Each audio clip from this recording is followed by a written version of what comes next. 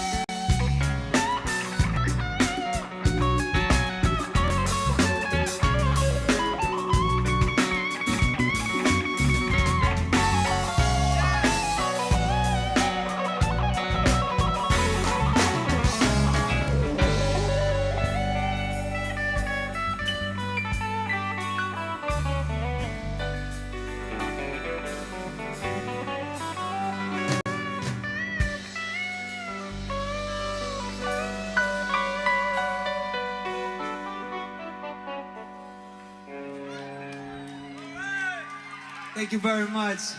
We love you. It's the Maximum on the radio.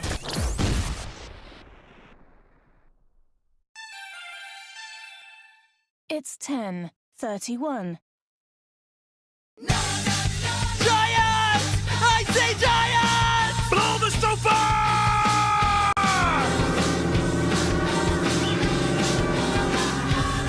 Protect the human! All right, everybody get into position. Yahuwah will give them into our hands. Oh, looks like the enemy's trying to siege us, not human men, but giants, taller cedars. Oh, you know they won't stop. They want us to drop one hit and we'll pop. Don't fear, Yah's on top. Nah, will you believe me that the good has dead? Oh, my fearful one have insurance. It's crazy but exciting. You better not be hiding, cause the battle is Yahuwah. Who has built a house and hasn't dedicated it? Anyone plants a vineyard and hasn't used it? Anyone engaged and hasn't taken her? Who is afraid and tender of heart? Go back home. Don't make the heart of your king melt. Everyone else, get ready! Yeah, your garden, tall like a cedar tree, but you'll fall by the hand of our Father. Yeah, our Father, our Yahuwah gets all the praise, esteem and honor. Yeah, your garden, strong like the oak tree, but you'll get smashed by our Father. Yeah, our Father, our Yahuwah protects all of his sons and daughters. Let's see your horror on the face when Yahuwah puts them in their place. Or will they try to run? No, they cannot run. What is to be done? The war's already won. Nah, will you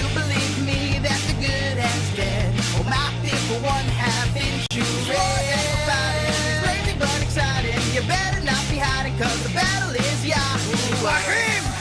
Light your arrows! Aim! Fire!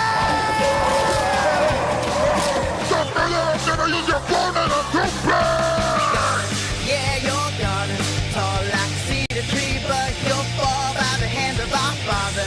Yeah, our Father, our Yahuwah gets all the praise, esteem, and honor. Yeah, you're gonna strong like the oak tree, but you'll get smashed by our Father. Yeah, our Father, our Yahuwah protects all of his sons and daughters. It's not working! They're coming! I know. I'm gonna cry out to Yahuwah. Abi, Yahuwah, we need you. Please give them into our hands. Fight for us! Help for the shove in! Now, all hands with them! Repent! Achim! Shout!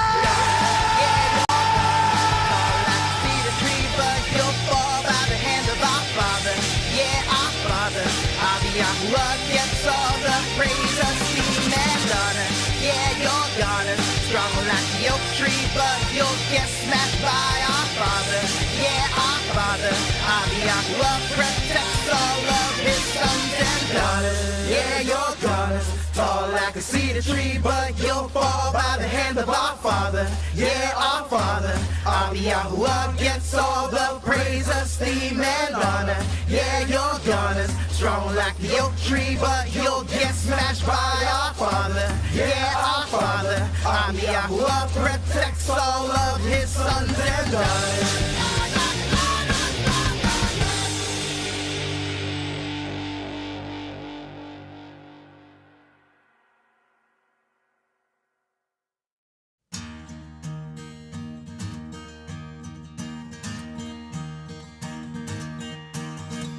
Great and marvelous are your works, O Yahweh. Elohim, El Shaddai, righteous and true. I always, King of the nations, who will not fear you, O Yahweh. Glorify your name, for you alone are holy. Holy, O Yahuwah, for all the nations will come and worship before you. For you alone are holy, holy, O Yahuwah, for all the nations will come and worship before you. For your righteous acts have been revealed.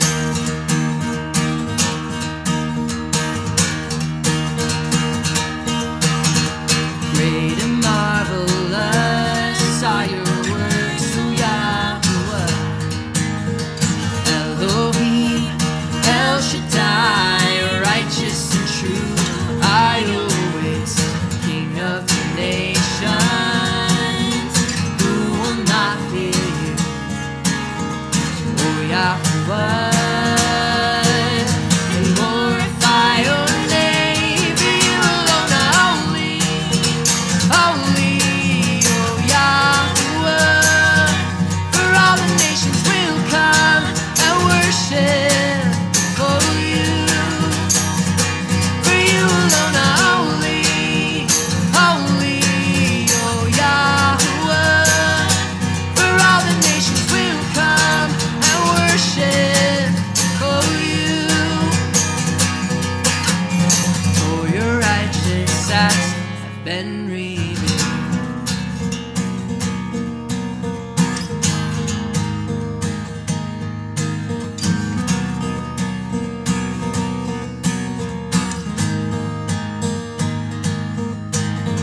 Sing the song of Moshe and the song of the Lamb. Testify to the Son of Yah, lead and keep his commands. Sing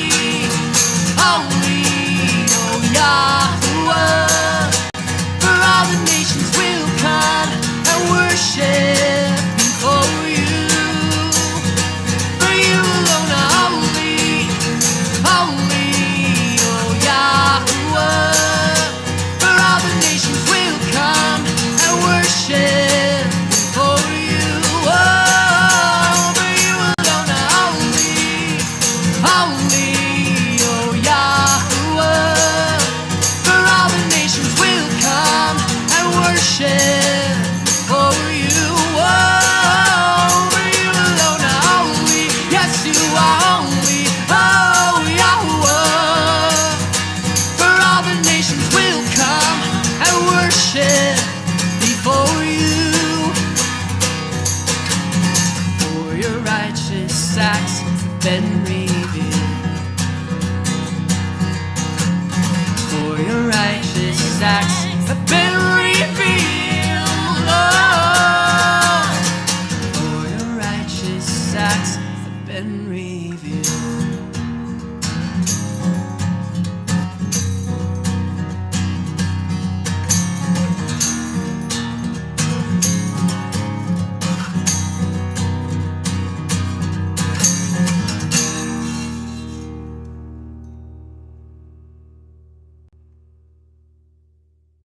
You are listening to Shema Internet Radio, the finest music and teaching on the work for the disciples of the Master. Stay tuned for more fine programming.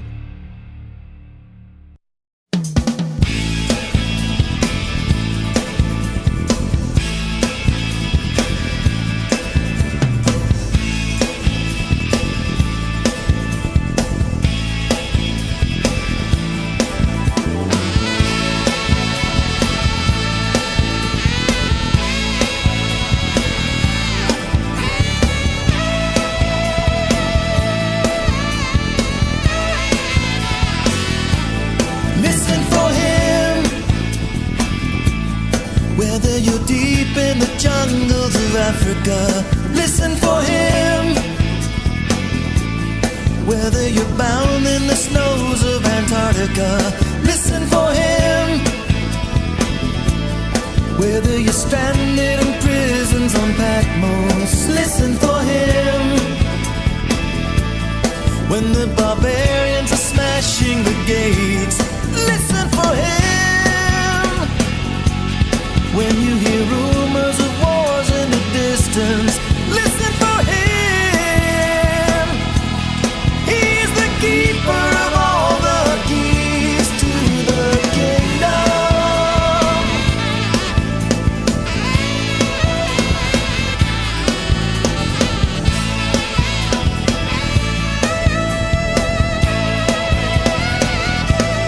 Listen for him.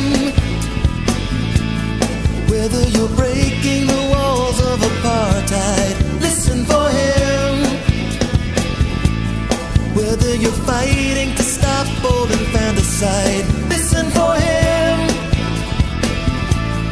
Whether you're asked to ignore Yah's commandments, listen for him.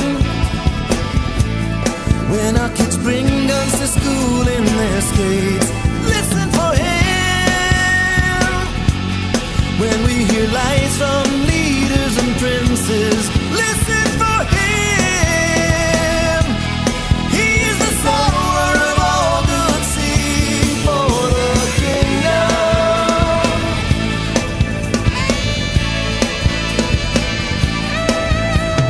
He calls us his children when we hear and do his will.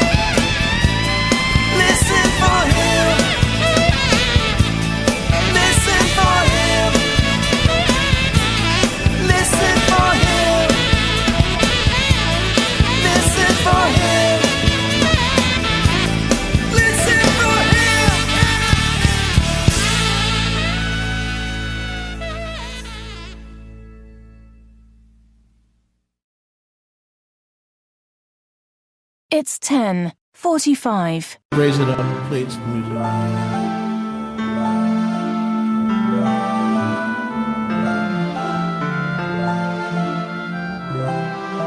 Are you going to Heartseed? Worship Yah at the appointed time.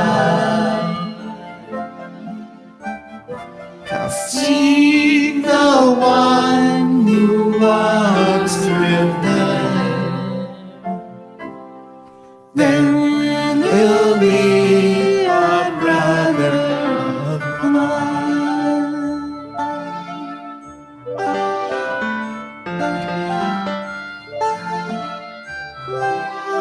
Are you going to Heartseed? Where we keep hide and seek food. Worship Yah at the appointed time.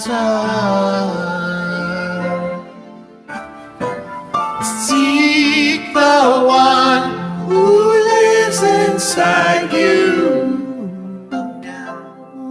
Then you'll be a brother of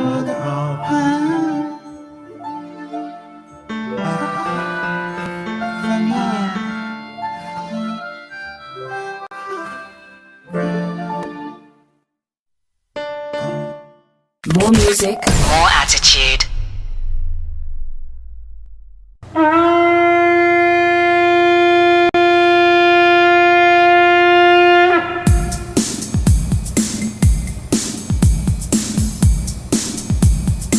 Oh, hallelujah, Yahweh, all ye nations, Amen, hallelujah,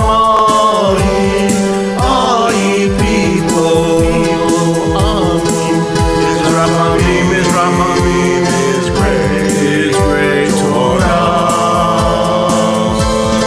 The emet of Yahweh endures forever. The emet of Yahweh endures forever. Le'olam, Hallel Yahweh, all ye nations. Amen, Hallel, all ye people. Amen. His Rachamim is great Torah. The emet of Yahweh endures forever. The emet of Yahweh endures forever. Hallel Yahweh, all ye nations. Amen. Hallelujah, all ye people. His Rachamim is great Torah. The emet of Yahweh endures forever. The emet of Yahweh endures forever. Hallel Yahweh, all ye nations, pagan nations. Hallel, all ye people. His Rachamim is great Torah. The emet of Yahweh endures forever and ever. The emet of Yahweh endures forever.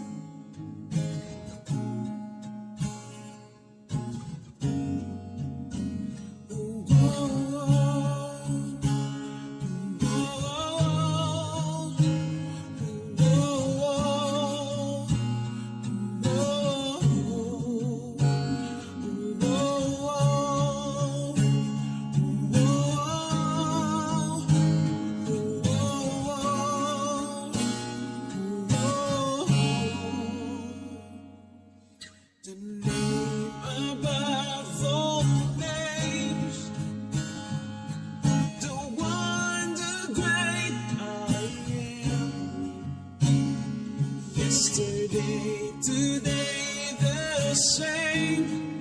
Nobody can change it. Nobody can change how powerful that name that can break the chains of sin.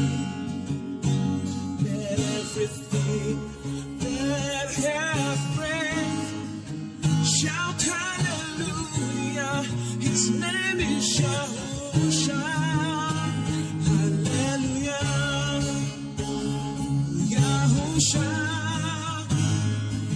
You are the Lion of Judah, the great I am.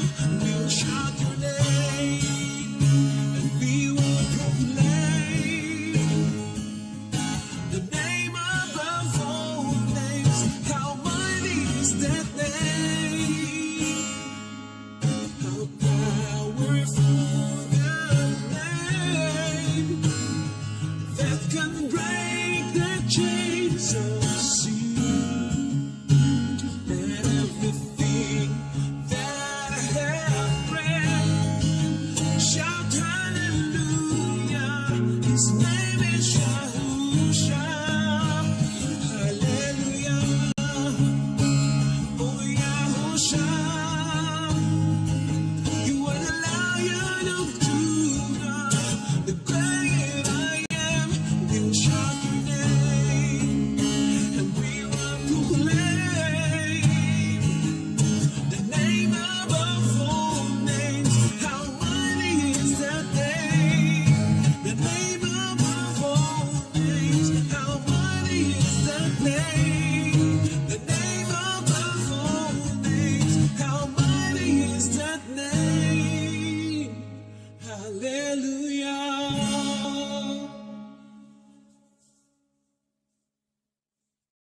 The best music all the time, every day. It's 10:53.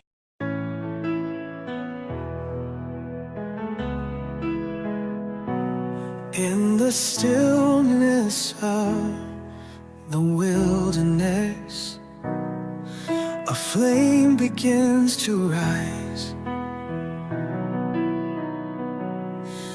A bush that burns, yet is not consumed. It draws my wandering eyes. The ground I stand on now is cold ash. I hear the voice of the Supreme Ruler. Remove your sandals, draw near in awe, for I am with you, don't pass by. The voice in the wilderness calls to me. I have seen my people suffering. I know their pain, I've heard their cries, and I have come to set them free.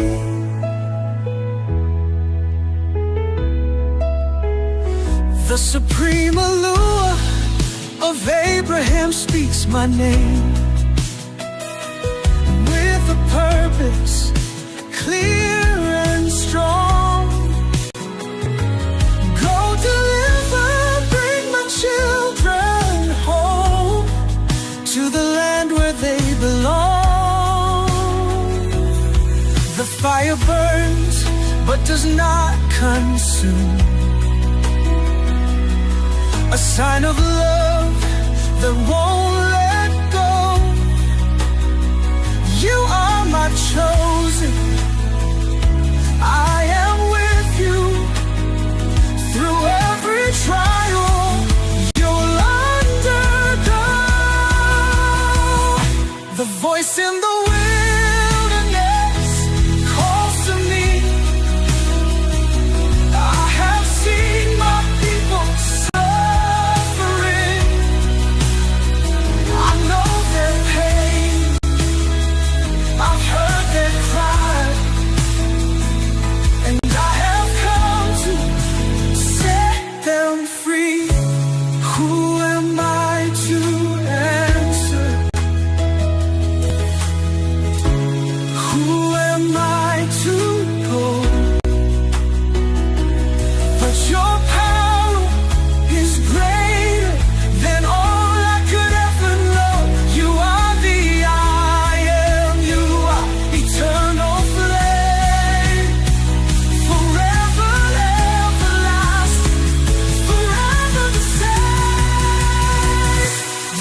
in the wilderness calls to me. I have seen my people suffering. I know their pain. I've heard their cries, and I have come to set them free. In the wilderness, I'll follow you.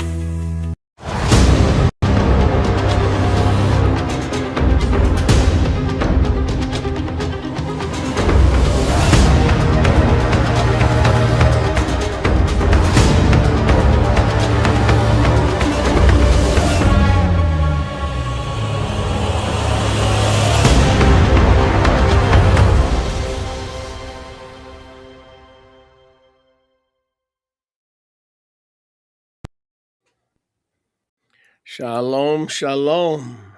Shalom, shalom, family. Yeah, shalom, Thank you shalom. for joining us here.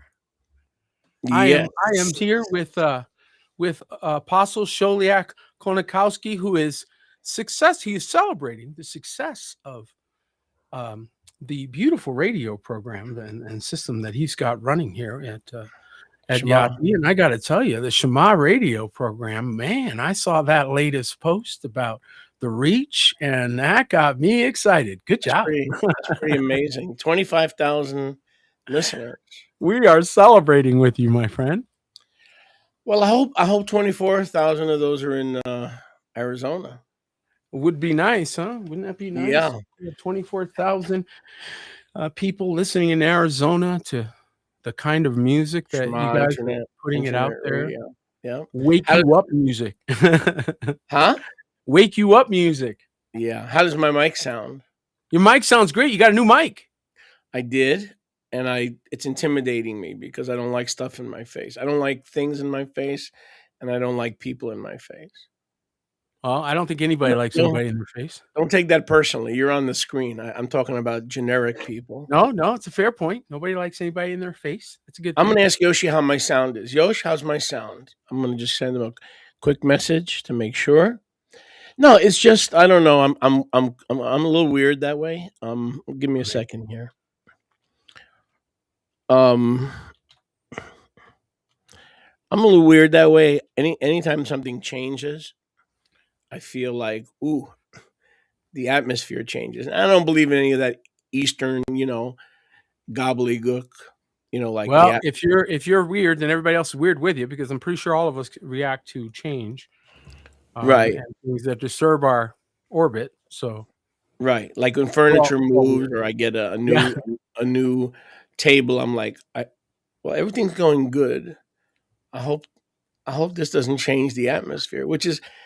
It borders on Hindu, Eastern, I was going to say, I'm thinking feng shui over here.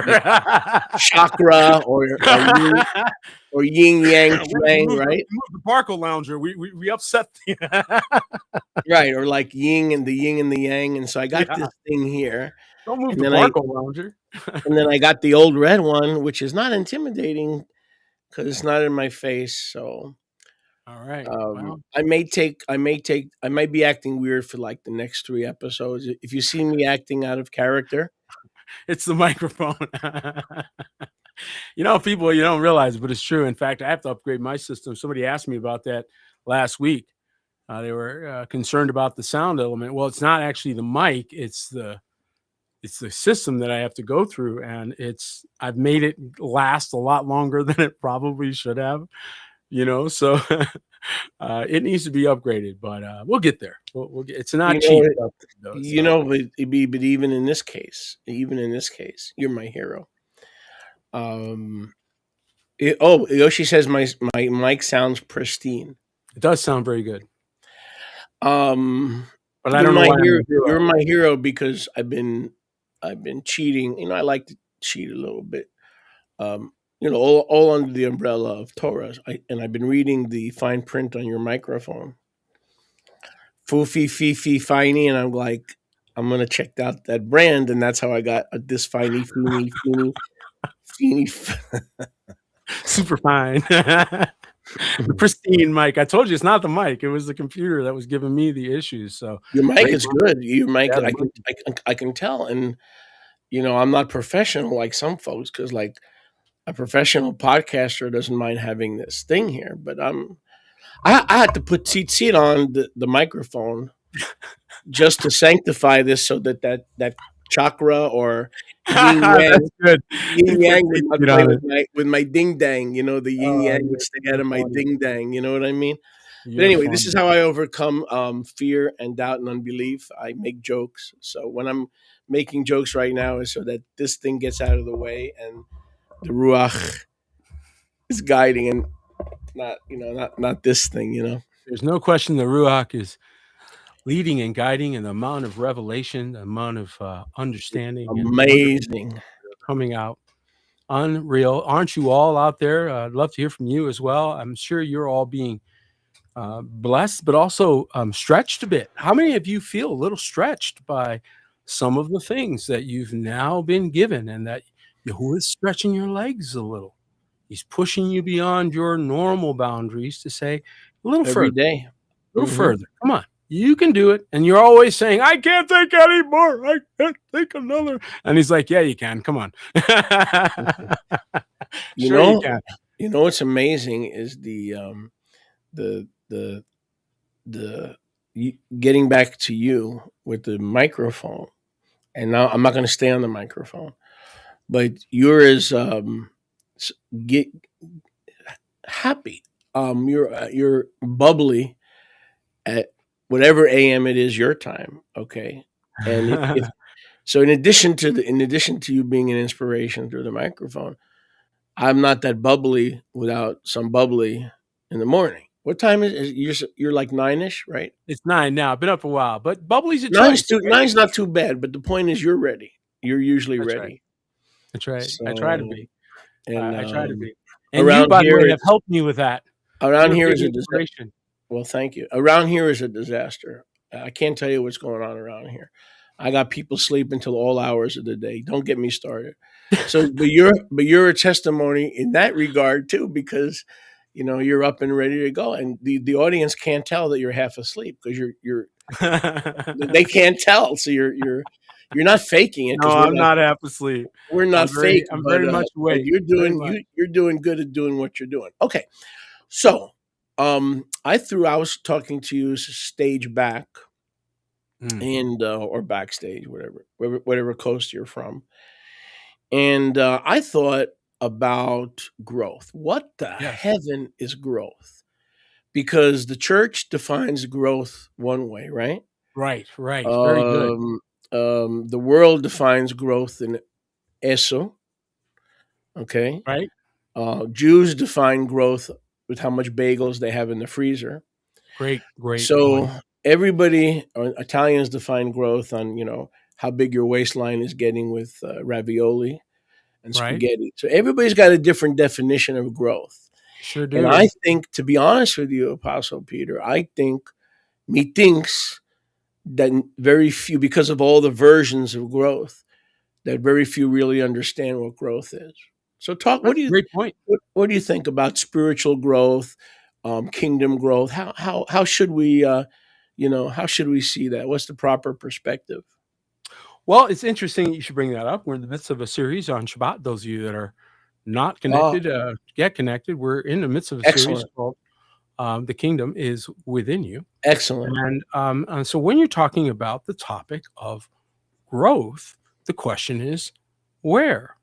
So if we're talking about numerical growth, and numerics is the defining factor, well, then in that case, the Super Bowl's anointed. Yeah. So apparently that isn't the measurement. So we're good with the measurement not being the number of people that show up at the same place on a Sunday, right? So that's not the measurement. We're good there. So now that we threw that out, I believe it is the ability to carry the weight of his kavod. That is your growth.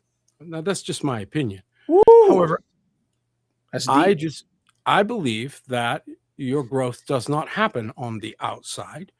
And so consequently, no metric that you could see would define it. Mm-hmm. The end. What you would see would be the result of growth, not the growth itself. You would see the result of maturity, not the maturing itself. You would see the result of deep contemplation, of meditation. You would see the result of these things. You would see the fruit of them, but you wouldn't see the process that's going on under the soil. So this is the problem that you have. This is the reason why AI is such a major problem in the world, if I may, is because it is training you daily. And by the way, if you are using Chat GPT, I want you to disconnect immediately. Immediately. I'm telling you, this thing is a weapon, and it is literally scrambling your brain. Now, if you want to sit with me, I will happily tell you how, but you should stop first, and then I'll explain to you how bad this is. It's training you to be a slave, very subtly. It's training you to accept slave mentality and slave thinking. It's putting all your processing outside you. But what's the difference between ChatGPT and Gemini, for instance? Why is one an All, enemy? but why Chat is, is one, why is Chat one is the more of worst. why is one more of an enemy than the other one? Okay, they're all bad. They're all bad. This is the reason why we make the things we do and do patents. They're all doing the same thing. There's just one that's particularly bad, and Chat's particularly bad at it. It's why they're being sued. That's just my opinion. I have a qualified opinion. Well, at least one is aptly named Grok of you know what. Grok, yes, it's definitely a crock. I mean, there's one that's aptly named. Here's the real key of it. I'm just going to give you this, and you guys should listen to the next 2 weeks, the next 2 Shabbats. I really encourage you to sit down with us because you're going to get breakthrough. I'm promising you. Okay. Excellent series. Yep. Because of when you ask this question about growth cannot happen as long as all growth is on the outside of you. Bingo. So everything that is growing outside of you, your notebook is growing, your library is growing, your hard drive is growing, waistline, your waistline is growing, your ego is growing. Oh yeah.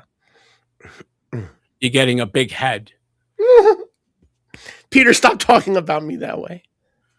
But you're not useful. Why? Because the inside is what needs to grow. So this is the problem that you have with AI. I told you they were subjugating you. You didn't listen, but I'm telling you to your face.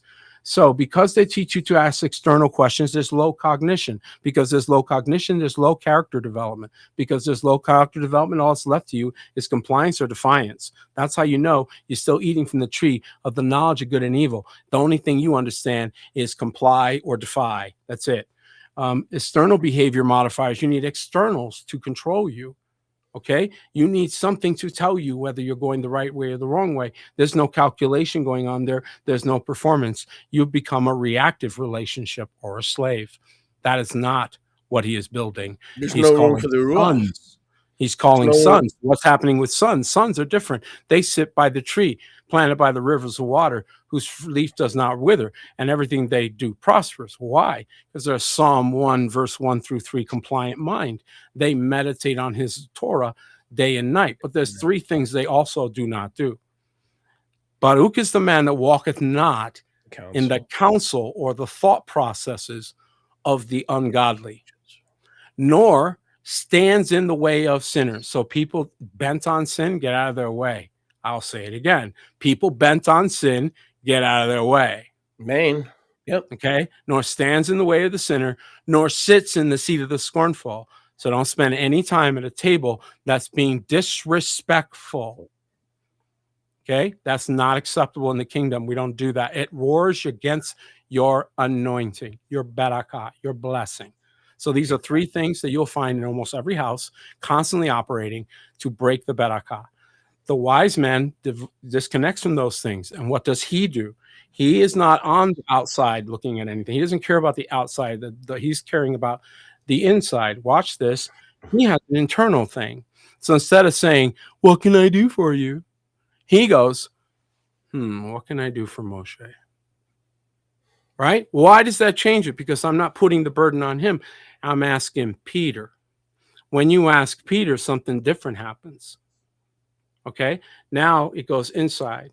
You have massive character development. Massive character development. You have massive calculation. You have no choice. You have nobody else to ask. You have volition development. You start making decisions based on what you've calculated, things that weren't happening before.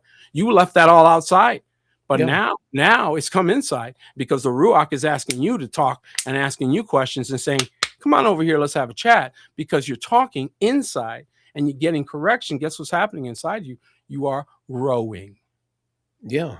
So growth is the stony heart being removed and the heart of flesh being inserted, and allowing the Ruach the space that it needs to bring change. So for instance, let's take something as mundane or as non-mundane, depending on how you look at things, as the tithe. And I don't want to stay on the tithe. I want to get back to growth. But two people give $100 each. One gives it begrudgingly. Right. And the other gives it in honor and respect. So which one is seed? Which one is seed and internal? And which one is not seed? Because only he increases seed to the sower. So I can tell you the answer to that if you want. Yeah, absolutely. It's a little bit of a setup, but yeah, sure. Well, it's really simple. You see Cain and you see Abel. Mm-hmm. Which one had their respect preloaded? Yeah. Mm-hmm. That's simple. Yeah. When you see Abel come to the altar, his respect preloaded. When you see Abraham come to Melchizedek, his respect was preloaded.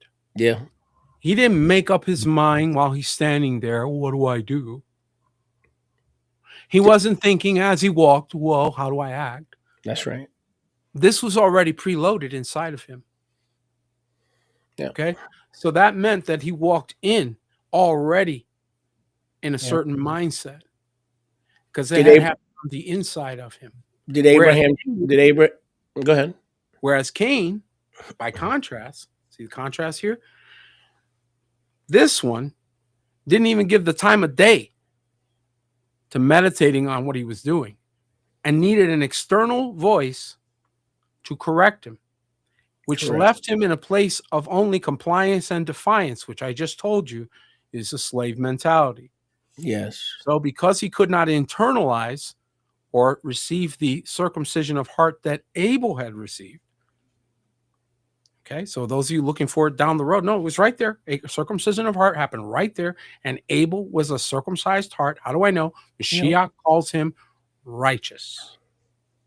When Mashiach calls you righteous, you're righteous. Did Abraham bring forth bread and wine out of his own understanding and his own volition, or do you think that the Ruach had revealed to Abraham that Melchizedek was to receive the bread and the wine, or is it Melchizedek who brought the bread and the wine?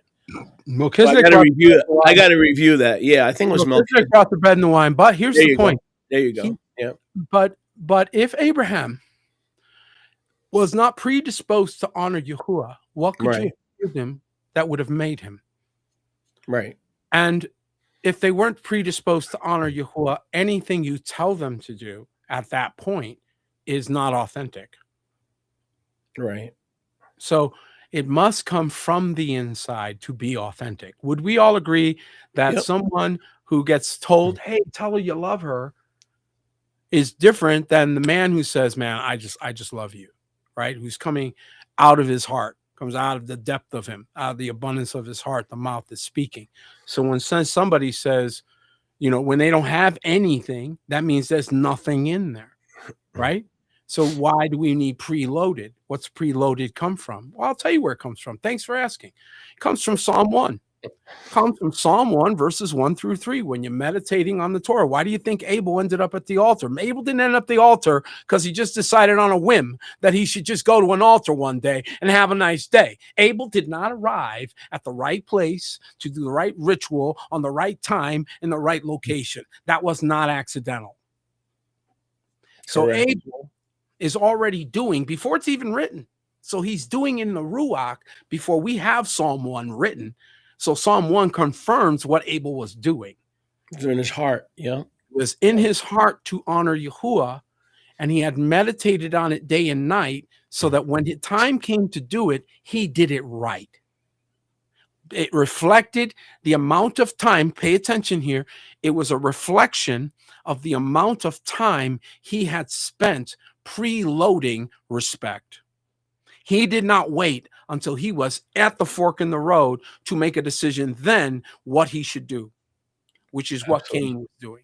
And then we see in Isaiah 51 when Yahuwah says to Abraham, when I called Abraham, he was alone. And yet the growth was in his heart. The growth was in his heart to obey Yahuwah. That's right. And to produce Zerah, seed, for Yahuwah. That's right. So it's not right there. We see in Isaiah 51 the mother and the father of our Amunah, even though we know it goes a little bit further back, right? Had our growth and the growth of their progenitory in their hearts, because it's all inward. So growth is, as you said, fundamentally and foundationally an inward reality, which requires the removal of the stony heart.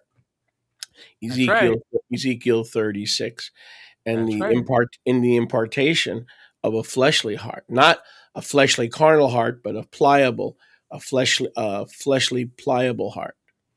May I suggest to you, my brethren, that when Mashiach says in Luke chapter 4 that he is here to heal the brokenhearted, he wasn't speaking about a romantic notion. He's looking at the man who is so disconnected from his brethren that he will walk to the other side of the road when the man is literally beaten up and bleeding. That's a broken heart.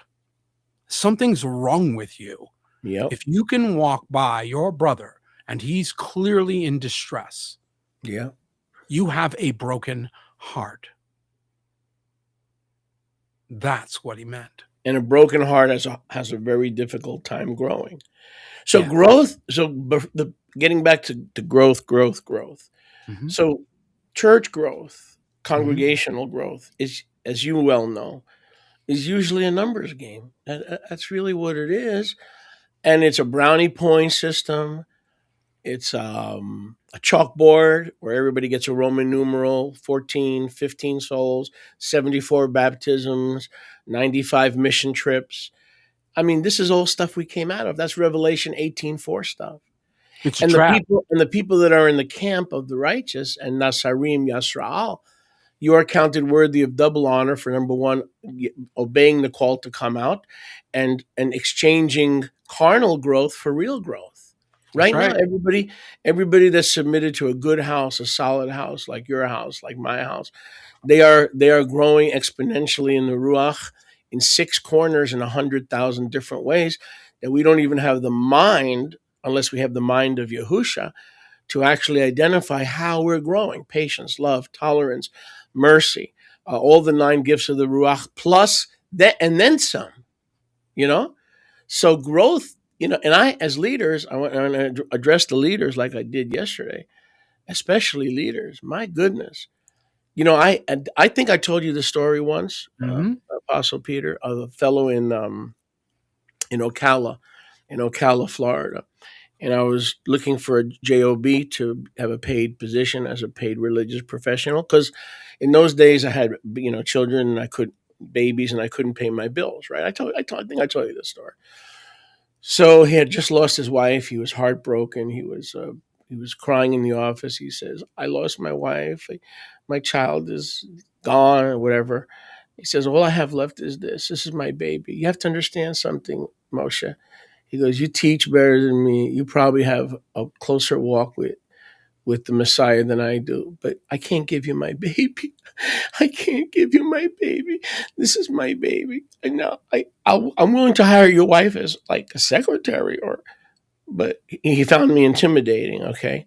Mm-hmm. And a guy like that is never going to grow, because if you see your congregation as yours, you got a mental issue, you got a spiritual issue.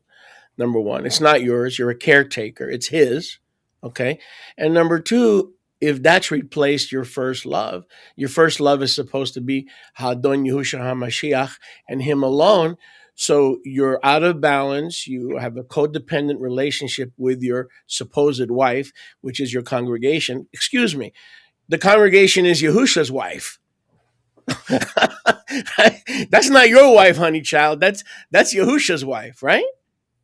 We see a couple things there, don't we? But why is that growth? He saw growth as holding on to something that didn't belong to him to begin with. And I deal with that. Everybody, especially leaders, we are looking, if you ask the average leader, how are we going to grow? They'll come up with a game plan. And the growth, you could have 10 people and they're growing in their relation, in covenant, in fellowship, back to where Adam was in the cool of the day. And that is the growth that is eternal, like you say, not fake. And that is the growth that cannot be shaken by any person, place, or circumstance. Makes sense, right? It does, except that it's based on false premise. Right. Here's the premise that's the problem. What was the reason why you went to visit this man? I'll tell you. You admitted it. You said, "Oh, I admitted it. Yeah, I couldn't pay my bills. That's so right. I needed resource. That's right.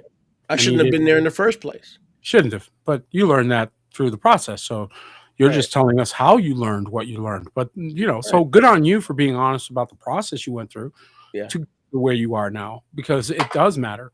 But the fact is that you realize that person had something that could help you. You went there thinking, all right, I can serve you and you can help me with my problem. I'll give you spiritual things. You give me natural things. It's really not a different conversation. It really isn't.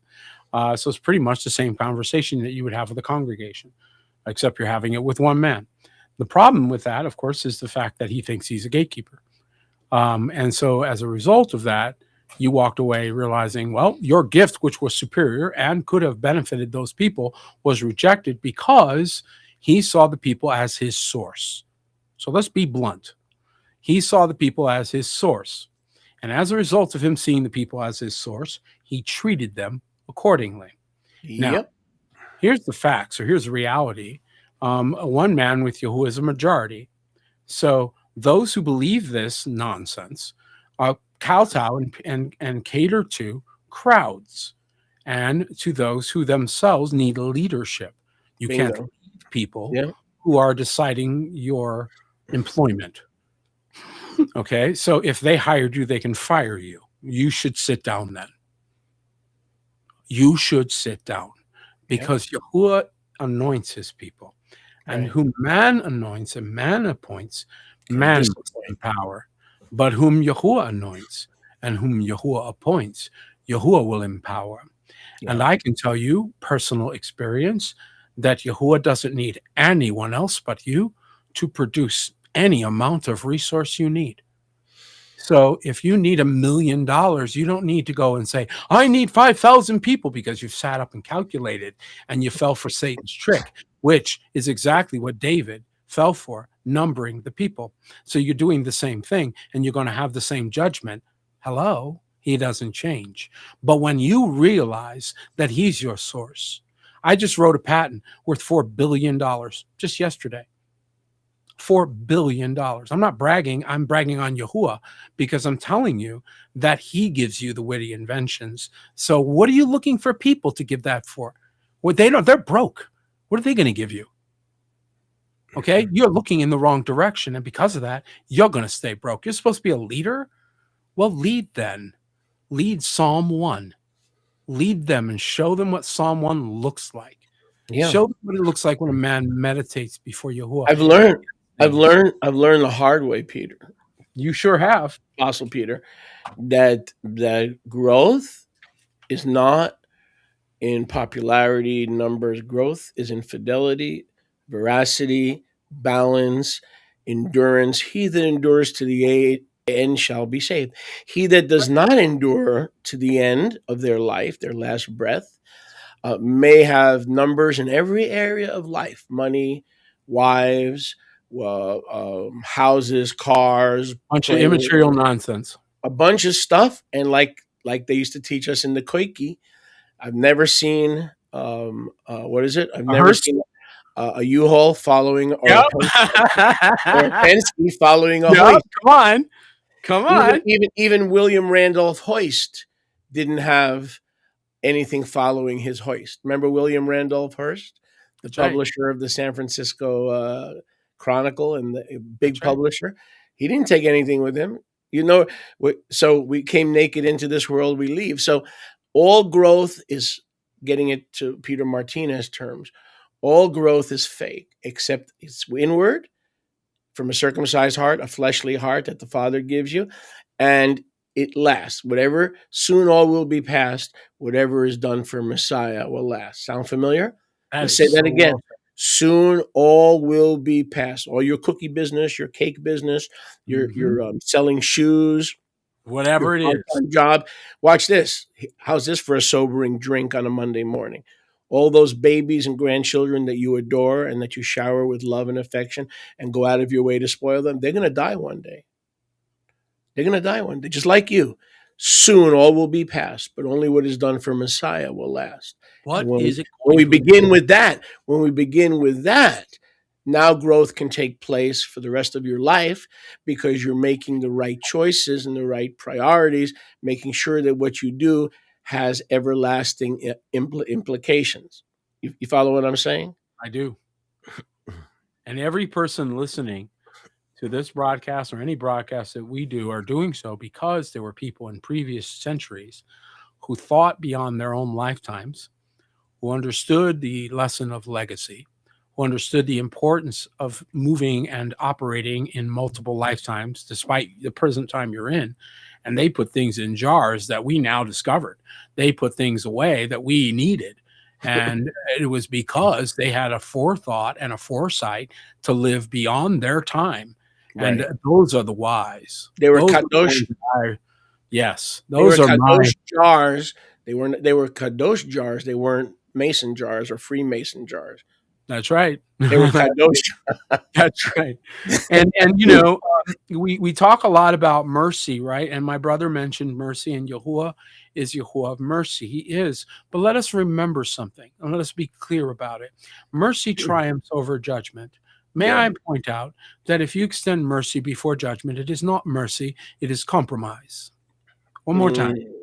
You cannot extend mercy before judgment. You can only extend mercy after judgment. If you extend mercy before judgment, it is compromise. Excellent. Yep. First, you must make the judgment. You are wrong. This is incorrect. What you've done is a sin. Now I can extend mercy now that we've judged the matter. And it is a matter. It isn't a person. Anybody who has a problem with judging people don't know how to separate people from matters. This is very important. This is also why I said respect is preloaded. So, for example, when you come to speak to Sholiach Moshe, you do not come to him and say, well, this last thing you said is my issue.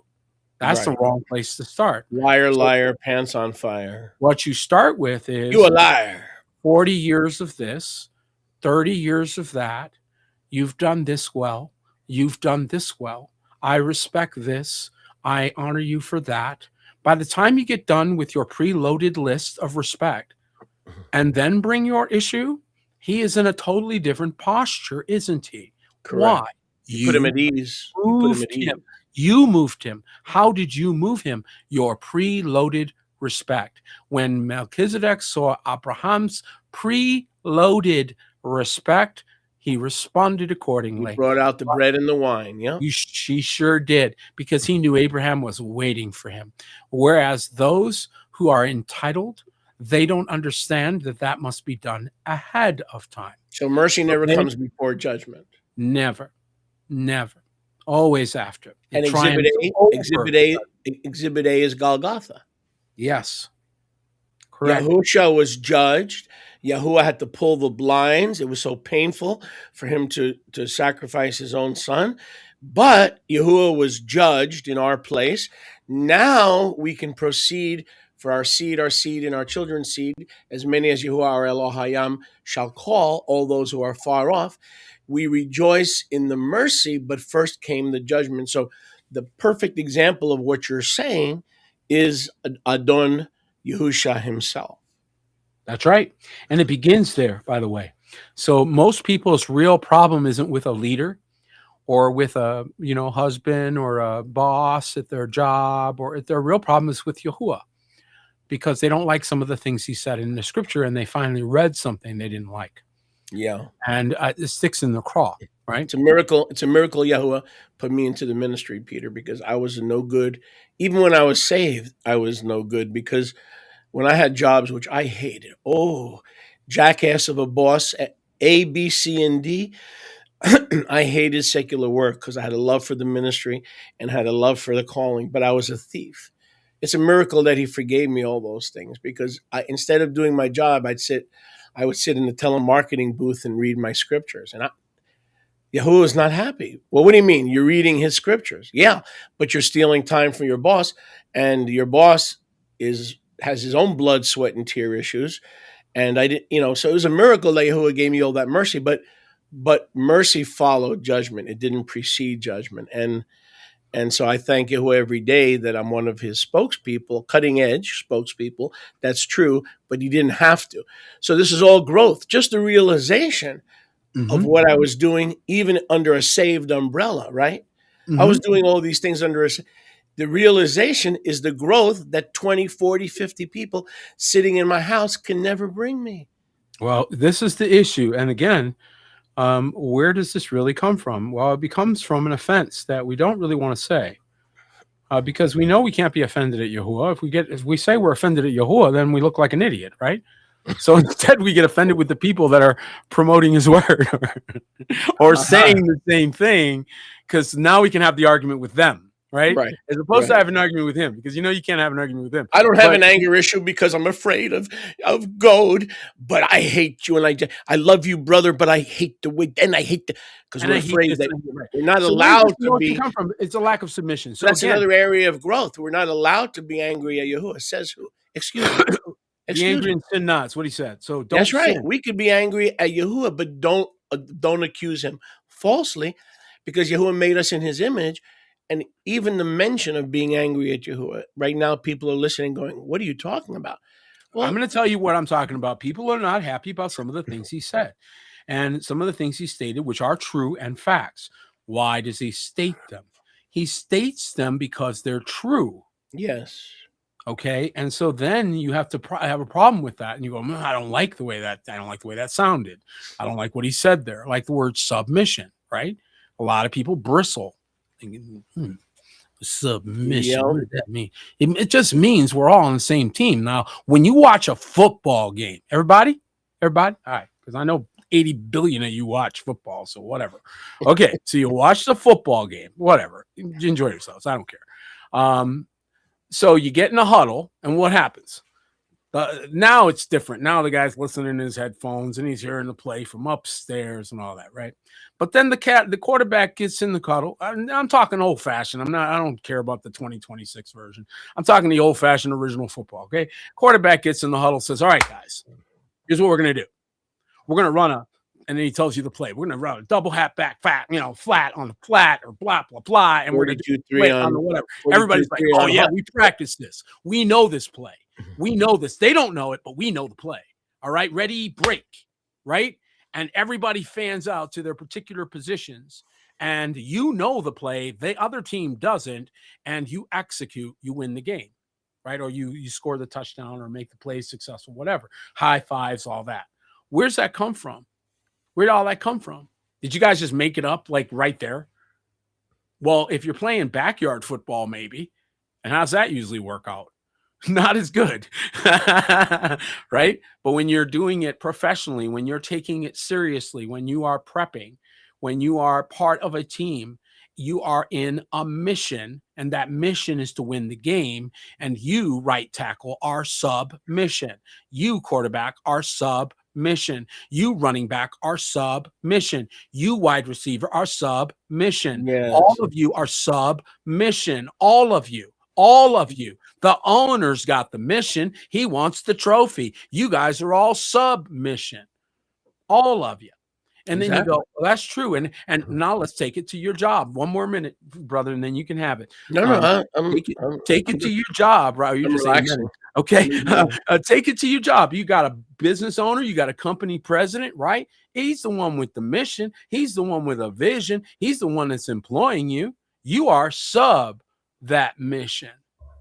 So what you are doing when you go to work, and by the way, he uses the heathen to train us because we have to learn on unrighteous so we can move to the righteous. So some of y'all need to work in a tar pit so you just know how to get up and get down and go left and go right when the man says so. Some of y'all got a rebellion problem, just saying. Now, submission means that we remember or submit ourselves to the grander plan. Mission. So if you're there stealing their resources, doing something else, talking on the phone, you're not submission. So Yahuwah seeing that saying, oh, I got a rebel. Yeah, but I don't like this Pharaoh. It don't matter who the boss is. It don't matter what they're doing. You're supposed to being submit. trained. Yahweh's training you. You're learning how to obey orders. That's all you're learning. And you're doing it subjectively, like, well, he's not righteous enough. Like you get to decide whether the leader. No, he might have put you under a nasty leader on purpose. I said he might have put you under a nasty. If he's not righteous, then return the paycheck and walk away. But you taking the money while failing to submit. If you take that money, you got to submit. And I had to learn that. And so you can't have it both ways. That's an entitlement mentality or a psychological break. Frankly, it's illogical. So it's insanity. Right. You've gone insane if you think you're entitled to both. What Apostle Peter and I are saying, and we're going to continue to say this for the next whatever, is growth comes from within, from inside, where the Ruach lives, where the Torah is given on our hearts, Jeremiah 31 through 34, Ezekiel 36. So the only growth that counts is from the inside. But you say you already know that, right? But you already know that, and yet you count growth in 39 different other ways. So we have to take a step back. We have to take a step back and say, okay, I'm getting a perverted perspective of growth. That's right. Yahuwah, you want me to grow. What do you want me to grow in, and how do you want me? Tolerance, patience, honor, respect, tithing, being afraid that if having a poverty mentality, that if I give my last dollar, that you're going to provide for the birds and the frogs. I've tried to do that, by the way. And the frogs, but not for me. So I have found, but I'm going to tell you, but wait, I'm going to tell you, it's a lifetime. It's a lifetime. Growth is not something that's going to happen to you in your first 5 years as a believer. There may be some victories. There may be, but there's so much leaven in our perverted view of growth. Most of the people listening to us today, I'm going to tell you right now, I may not know diddly squat about you or your past, but I'm telling you, you're not growing in many ways that Yahuwah wants you to grow. And so that takes humility and say, yes, I was a thief, even while I was saved. Yes, I have an anger issue, even though I am saved. Yes, I have mental illness and I have psychosomatic pains and illnesses, even though I love Yahusha. And I'm going to come out of denial in any area that I need to come out of denial, which will lead to growth. The more areas you come out of denial and put on the altar, the more areas of growth according to his spirit and according to his heart. In other words, he already gave you his spirit in measure, but he wants to give you his heart, and his heart will want growth in his terms rather than carnal terms. Carnal doesn't have to be sex. Carnal could be anything that's not of Yahuwah, anything that builds up the ego, builds up the flesh. Ask any preacher, would they like to see 200 people sitting in front of them? Sure. But I'd rather have 10 that are submitted, that understand honor, that understand respect, that are growing in the right areas. But see, I'll take one step it took me 40 years. But Peter, it took me 40 years to get there. Because if you would have asked me, if you had given me a choice, I'm going to give you 200 troublemakers. Okay. Yeah. With a lot of money and a lot of flattery, false, fake flattery, 200 or 10 where we struggle but we're righteous and our hearts are right. I would have taken the 200. So we're all growing, and we got to be, but I wouldn't do that anymore. Give me 9. Give me 8 who are dedicated to Yahuwah, who will never stab me in the back. I'll take the 8. Somebody else can take the 200. See what happened there? Why? Because after a time, you start realizing that you can do more with the 8 that are with you than you can do with 800 that are just there for filler. Yes, sir. And reality is that in order to get growth, you have to have truth. So everybody just meditate on that. You have to have truth in order to have growth. So whenever you're lying, either to yourself by denial or to others by refusing to acknowledge your own footprint, you will not grow. Lying makes you go around the mountain again, as I like to say. So when you refuse to acknowledge your own mistakes or your own errors or your own areas of misbehavior, you are just simply saying, I need to go around this mountain again. And I probably gonna need to do it again before I see it. Now, once it's done to you, though, usually that's when we get it. So, for example, if you have a problem with, I don't know, pick something. It doesn't matter what it is. Theft, right? I mean, let's say you're being convicted by theft. You know what'll really turn you around? Somebody steal something from you. Let somebody steal something from you, that your car, break into your house. Let you be the victim of theft.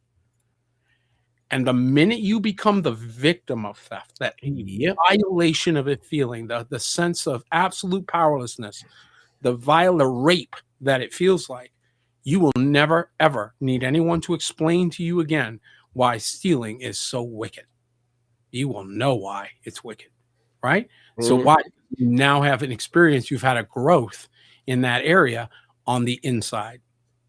This is never going to happen on the outside, guys. It never can, and it never will, which is why AI is enslaving. Everything's pushed to the outside. You're going to go to some AI to ask it what you should do. Boy, that's about the dumbest idea I've heard. And then those people that are sitting around saying, well, what should I do about these things? Listen, the reason why he put his word in your heart is so that you would all turn your questions inside. Why would you want to turn? You are the temple. Where are you going? Where are you going? Where are you going? Where are you going? You're the temple. Okay. The reason why he has sacred place is not for every day. Every day you're walking with him. Sacred place and sacred time is reset. That's what that is called, reset.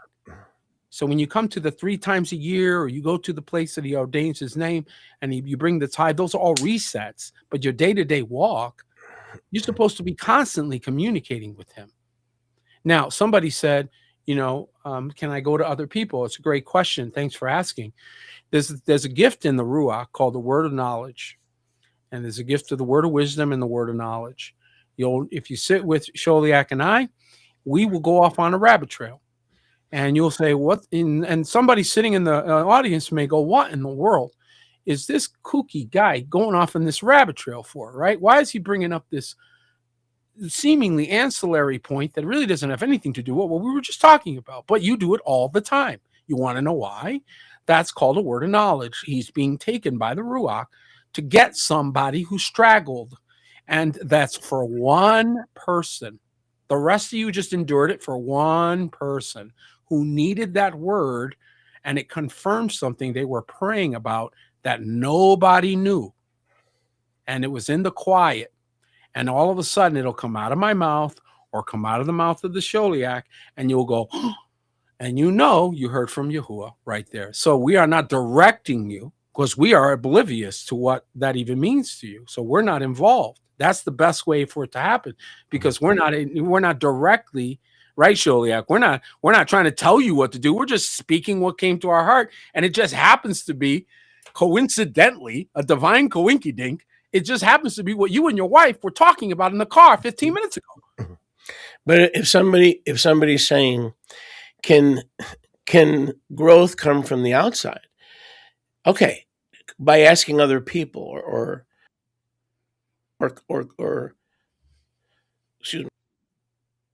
consulting other people.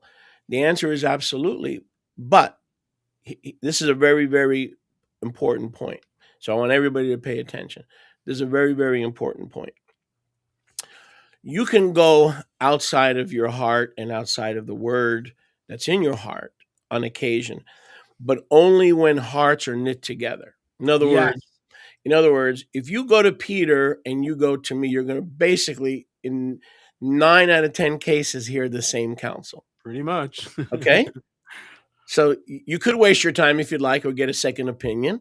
It reminds me of the doctor. He says, doctor says you need an operation, and you're beyond, you're without an operation, you're beyond repair. And then the client says, doctor, I want a second opinion. He said, are you sure? He said, yes, I'm going to go for a second opinion. Doctor says, I'll give it to you. You're ugly too. Now,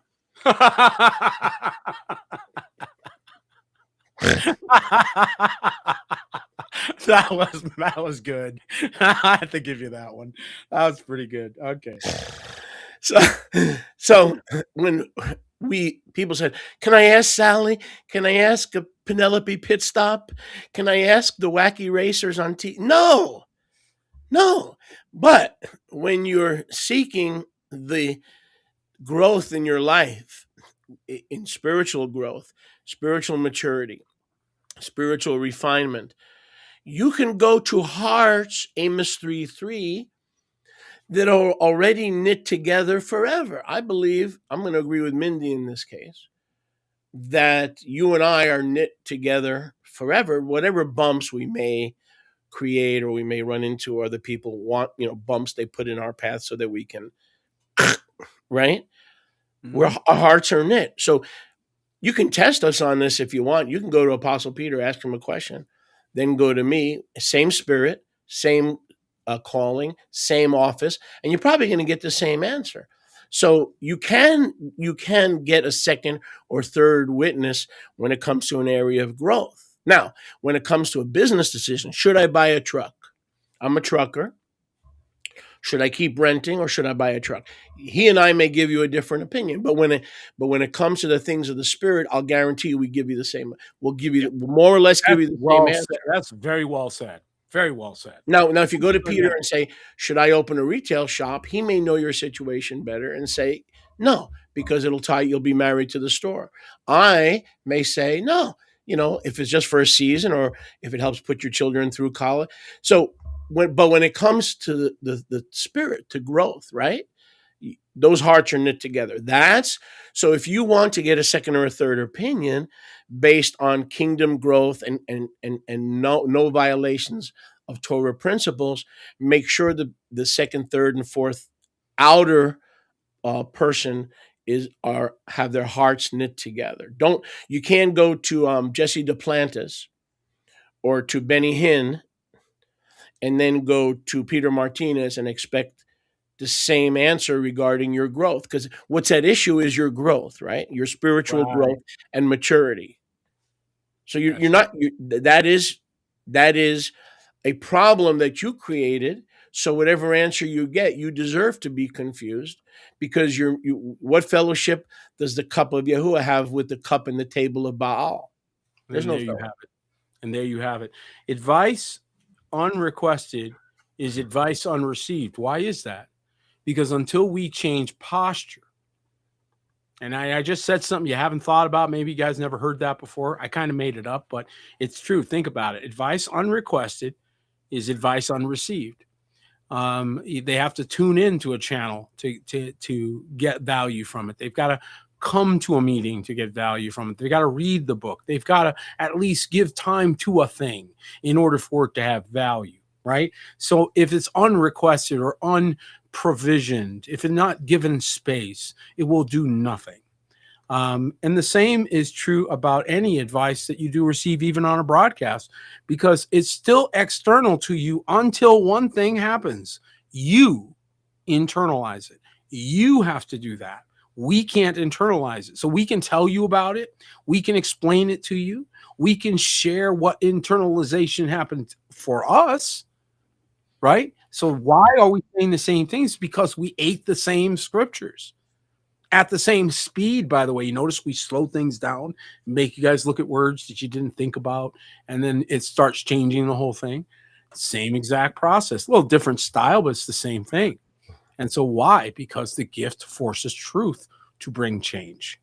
And it's uncomfortable truth. There's a lot of things we find out and you're like, man, I stink at this. Okay, great. And you roll up your sleeves and you work harder, right? Because now at least you know where you are. You aren't living in la la land thinking you're great. I can't stand that. I can't stand the self-graders, the people that grade themselves with an A while their paper says F. Okay, the fruit is what we go by, and you don't get to judge it. Other people get to. Even Mashiach said, go ask the people who hear me and let them tell you who I am. Okay. You know what a great area of growth is? What's that? When you come to the point in 10 years, 10 days, 30 years, where you realize Yahusha's not pulling your leg, that your true family are the saints. That's right. So, you realize some people are going to go through life and never grow in that area. They're always going to go to their biological kin, the ones with the vampires on the walls, the ones that celebrate Halloween, and flesh and blood. Blood is thicker than water. And Yahusha says, I have given you a new family, the family of born again, Torah keeping believers. And that's an area of growth. Some people have been out of the church for 10 years and they still consider their grandchildren their true family as opposed to Yahuwah's children. And Yahusha's not playing. Yahusha doesn't mince words. So an area of growth, and I know this, so even though I don't read your mail, I know this through the Ruach, that no matter what Yahusha tells you, you're going to be more dedicated in the flesh and in the natural to your carnal seed that the sperm and the egg produced, as opposed to Peter and his family and the house and this house and the born-again saints. That is our true family, and Yahusha modeled it. He said, you see those people? My mommy, my brothers? If they hear the word of Yahuwah and do it, they are my mishpacha. So that's an area of growth. That's a demarcation line, isn't it? Brother Peter, I don't care how. I've seen believers in the kingdom for 20 years, and they don't want to get it. They don't want to grow in that area. And by the way, until you grow in that area, kingdom giving is going to be very hard. Once you grow in that area, kingdom giving is going to be a lot easier, because now you're giving to your real family. See? Well, I'm going to give you some previews of what's coming up next week. So what does kingdom mean? King is, of course, the reigning supreme power, right? And when we add the DOM to the end of it, it is an abbreviation of the word domain, or meaning perimeter or area of authority or power or efficacy. Beautiful. So the kingdom is the domain of the king. So when he says the kingdom is within you, it is the domain of the king, the New Jerusalem, if you will, where he is in there. So where are you going? See, the whole entire exercise was for us to get out of our flesh and begin to move into the things of the Ruach, where the truth is. Then when we come back to our flesh, we see it for what it is. And we understand what we're battling. But when you operate from the flesh, you give yourself too much what I would call personal grace. Instead of extending grace to your brethren, which is where the grace belongs, you decided you deserve all of it. Which brings us to another problem, which is the definition of flesh. If you ask most believers to define flesh, they'll say pornography. Excuse me.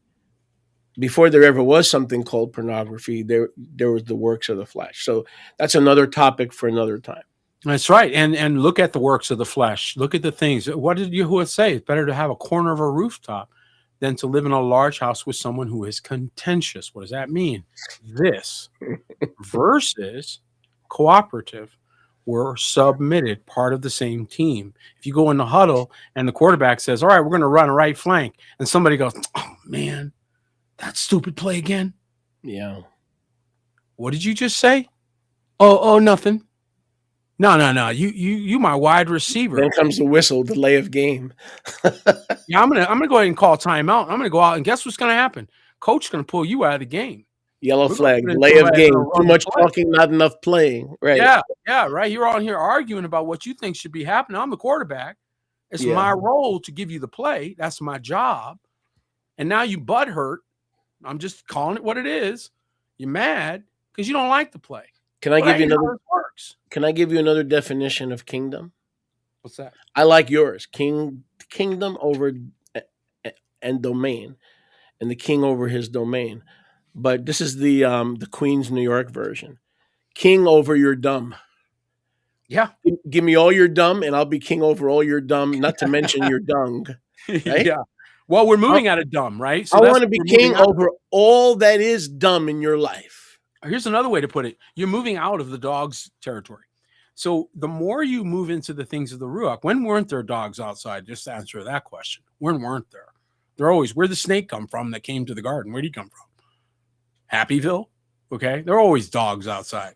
Right, you got to get used to it. You got to walk by dogs. Revelation 22, get over it.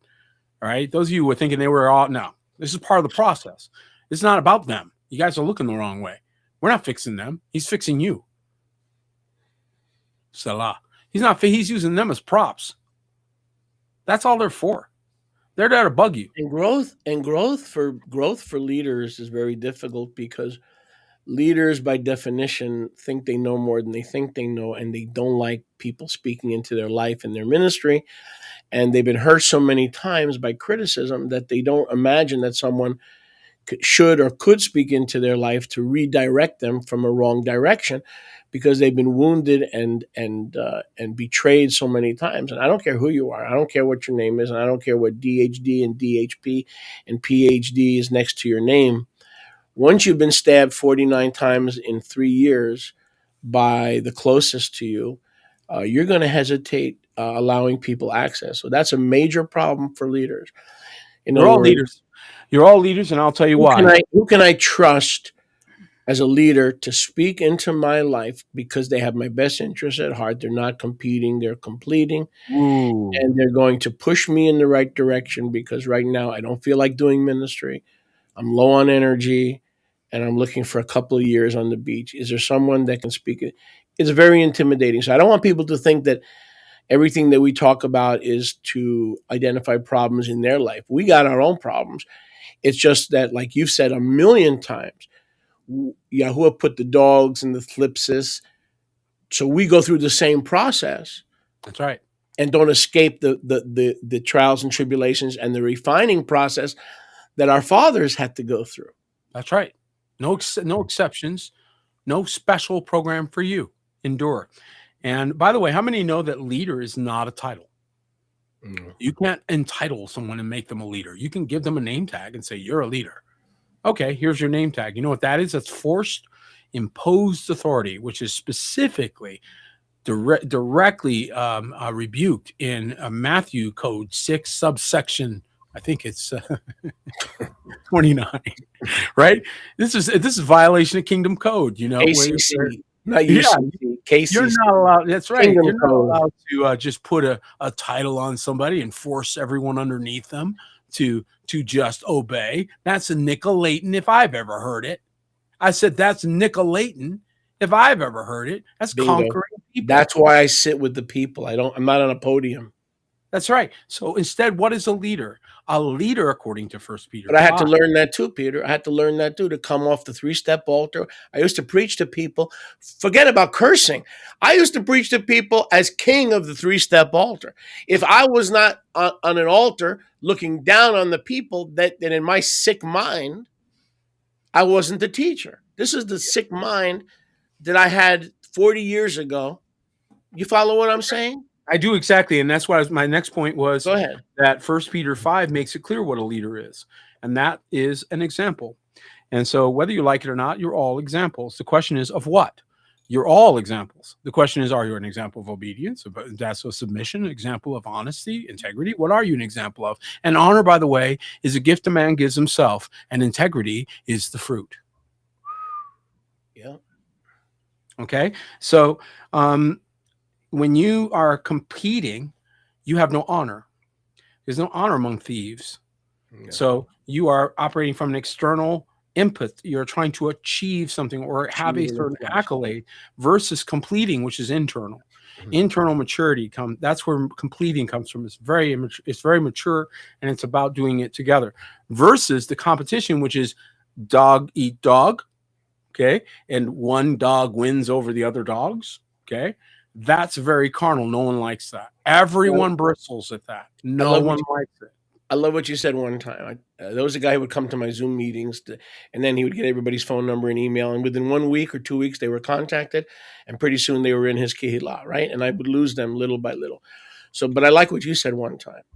He says, if you can convince my sheep that have been entrusted to me, they're not mine, they're Yahuwah's, but they've been entrusted to Remnant House. If anybody can convince those sheep to leave their fold, then I don't want them. I don't want them. The way I said it was, if you can take them, you can have them. You could take them, you can have them.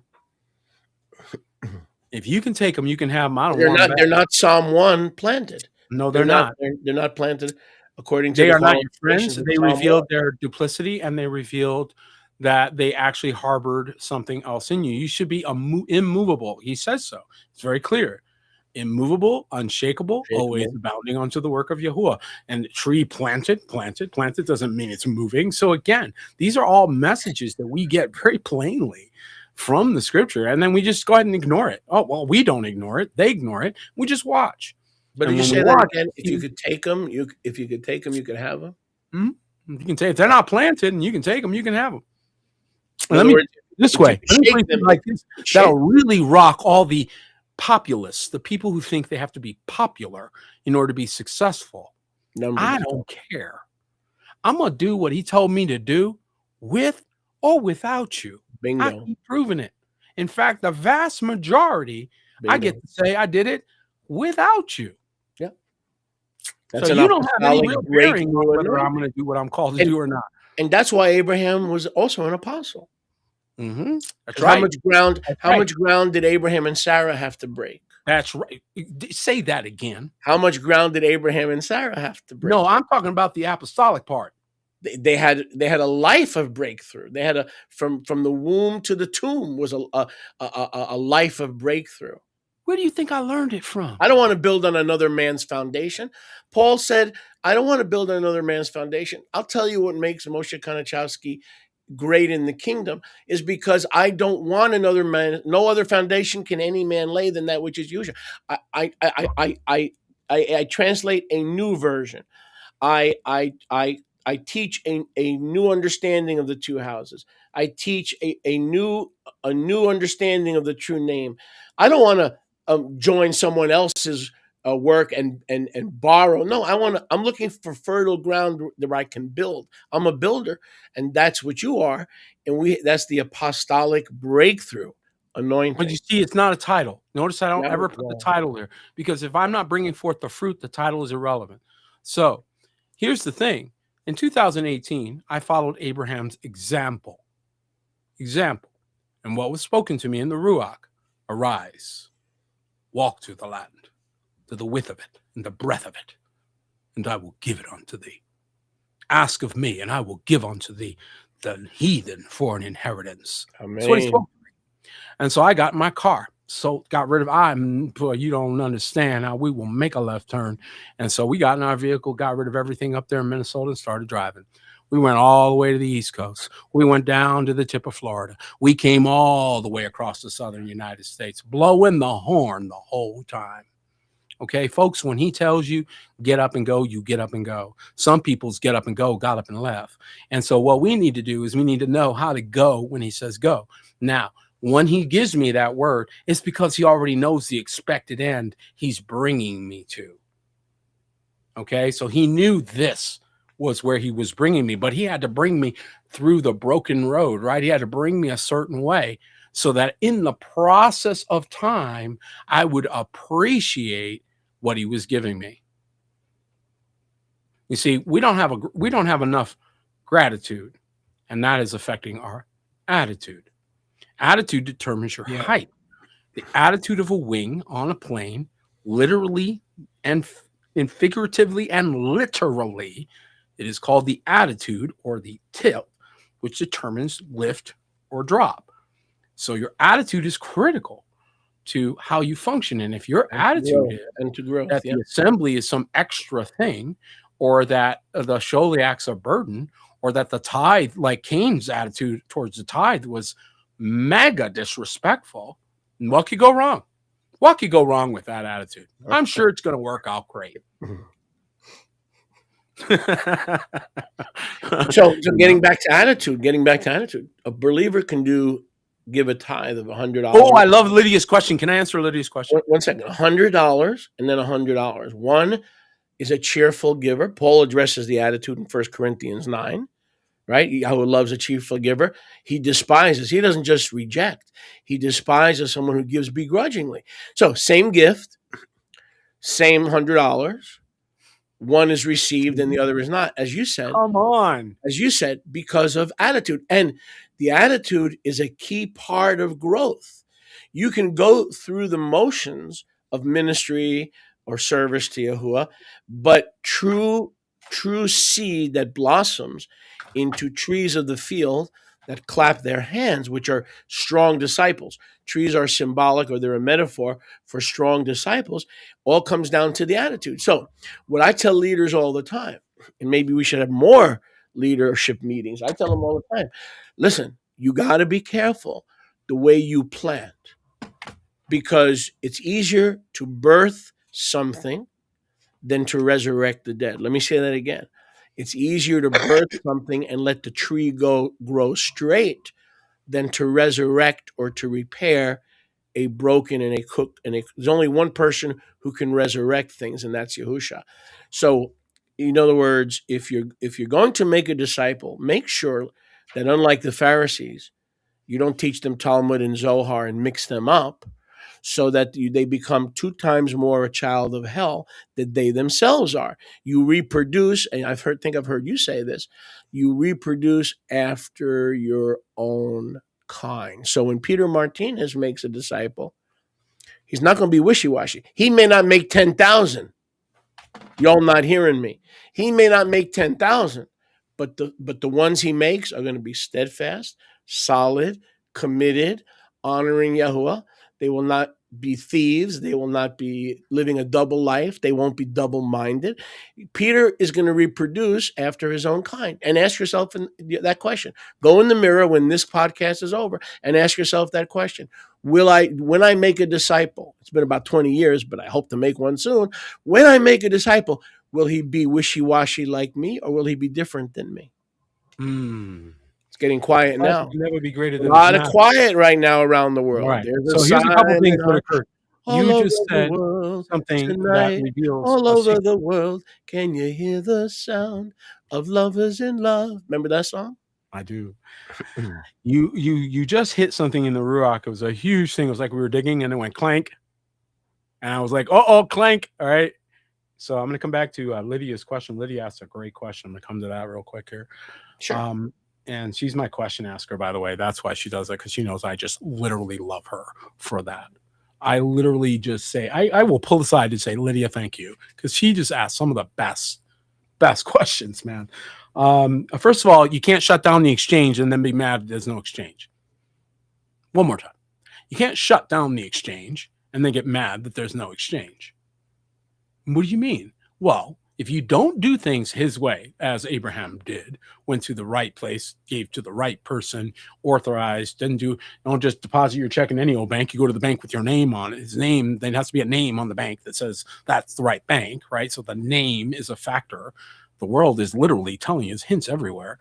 And so, you go where he tells you, right? And you do, and you honor him. So the exchange continues. See the divine exchange continuing to happen between Abraham and Yahuwah constantly.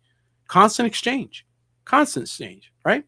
And so this is something that you cannot disconnect and then expect the same results. And a lot of times what people do, disconnect the exchange. They're no longer honoring him. They disrespect him weekly on like a regular basis until there's a crisis. Well, there's bound to be a crisis because of what you're doing, right? So that's inevitable. And sure enough, here comes the crisis. And then you want to reconnect the relationship. Then, when the crisis occurs. Anybody else smell foolish versions? I do. So there's no pre-thought. There's no preloaded respect. There's respect because of your circumstances. See the difference?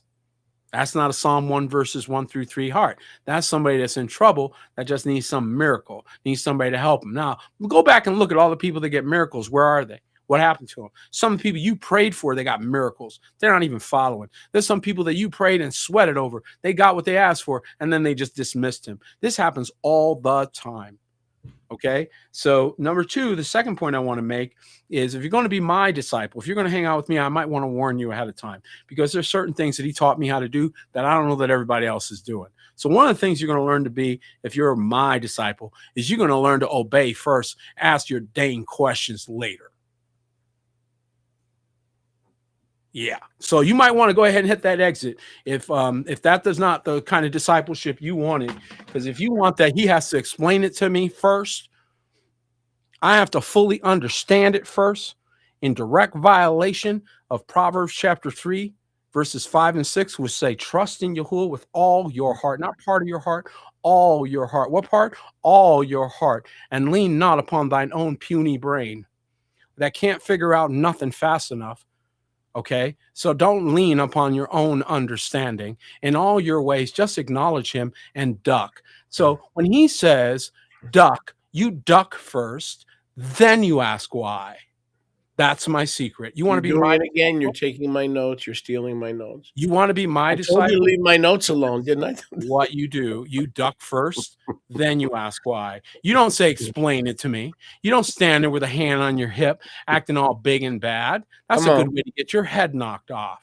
Instead, you humble yourself first. Then you say, now, why did we have to do that? Well, it was good that you humbled yourself because, first of all, the higher principle is obey him. The second principle is meditate. Right? So meditation requires time. You might want to duck first so you can meditate. And while you're sitting there, a few arrows are going to go, and you're going to go, oh, that's why. Never mind. So you know what I found as I walk with him? He doesn't usually have to explain. If I just obey him, I figure it out. Now, what's happening? Because I figure it out, there's internal calculation. There's high cognition. There's massive character development. There's calculation between fixed points. My volition is changing. My internal behavior is modifying, and I'm developing authenticity. Yeah, yeah. And the answer will come in the process of the obedience. Exactly. So everybody looking for answers on the outside of them are avoiding the class they know they have to take. You're all skipping the class, hoping to get crib notes instead of sitting in the class and just go through it. There is no shortcut. Do your sit-ups. And I'm going to apply that to Alliance leaders. The Alliance is now about 8 months old or 9 months old. So we got to start doing some growth, don't we? Outreach. Well, not Listen, just that's- that. that's- No, not just that. Let your yes be yes and your no be no. If you want to be a member and you want to be mikvah and you want to be get a piece of paper, whatever you need that we can Yes. help you with, that we'd like to help you with. Yes, it's going you to need turn out to start- be critical. You need to start showing up at the meetings. This idea of taking off and not letting us know, we're going to hold. What's the point? If I don't show up for 2 months to a meeting, if I don't show up for the apostles at the gates for 2 months, and you don't ask where I am, how are you holding me accountable? I could be in the depths of sin, Yeah. and you don't give a damn about your brother. You don't see me on the apostles at the gate. So if you're going to be I can't speak for Peter. I can only speak for myself. You need to be. If you're going to miss a leadership meeting, leadership means you're an example to the flock. Let us know. That's Don't right. just disappear and have us wonder where you are. You're either a member or you need to remember that you're not a member. Which one is it? Sorry. And that's There's not another- one standard for the sheep and another standard. If you expect the sheep, if you don't see them for 4 Shabbats and you would like some kind of an answer, is something wrong so you can help them, then we have the same right in the Alliance to hold each other accountable and say, when should you be at the Alliance meetings? Every time the doors open. How you like me now? Did you understand my speech? Every time the doors open. Now, if you're in the hospital getting heart surgery, well, obviously you're excused. But just tell us ahead of time, because that's what you want your people to tell you. That's the way you want the sheep that have been entrusted to you to tell you. So this is a word for some folks, and please get your leadership in order so that your sheep can honor you the same way you honor your fellow leaders in the Alliance. If you're trying to, that's exactly correct, by the way. And so I want to affirm that, and I'm going to add something to that. Exactly correct. We need our brethren in the Alliance. Without each other, we don't hold each other accountable. Now, how many have ever started off a new year? And I know that we don't celebrate the new year when they do, but just work with me for a minute, where you're like, I'm going to start losing weight and I'm going to go work out and I'm going to do this and I'm going to do that. Right. And then 2-3 weeks go by and then that's it. That volition just went off the cliff. You forgot all about it. Why? You done lied to yourself, boy. Because the decision alone apparently wasn't enough. Fair? Can we all say that's fair? A decision alone wasn't sufficient. It was great. It was a great thought. It was a great beginning, but without the other elements, it's not going to succeed. And so one of the things that I noticed, of course, and that is a major, major problem, is that people worship themselves. Now, stay with me, folks. 666 is a big thing. 666 means I am in charge of everything, and I am the arbiter of all truth. And that means you're 666.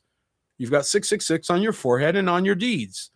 Okay? And why? Because you believe you're the top of the heap. Now, how do you know you found your fellowship, your fold? I'll tell you how. Number one, you got a leader and leaders who don't worship you. That'd be a good start. They don't worship you. They worship Yahuwah. And you may think, oh, I wouldn't want to worship. Oh, take a closer look. You'll see they actually worship their congregations because that's where their money comes from.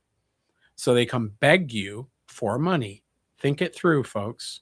Think it through. Now, fake growth. You want to also go to the place where you get flat, knocked down, unequivocally rebuked. Yeah. No, not just challenged, rebuked. And you want to know why? Oh, I don't have to tell you why. You tell me why, sweetheart. You tell me why you need an apostle or a pastor who ain't scared of you, who's willing to tell you, no, you're being an idiot. Why do you need that?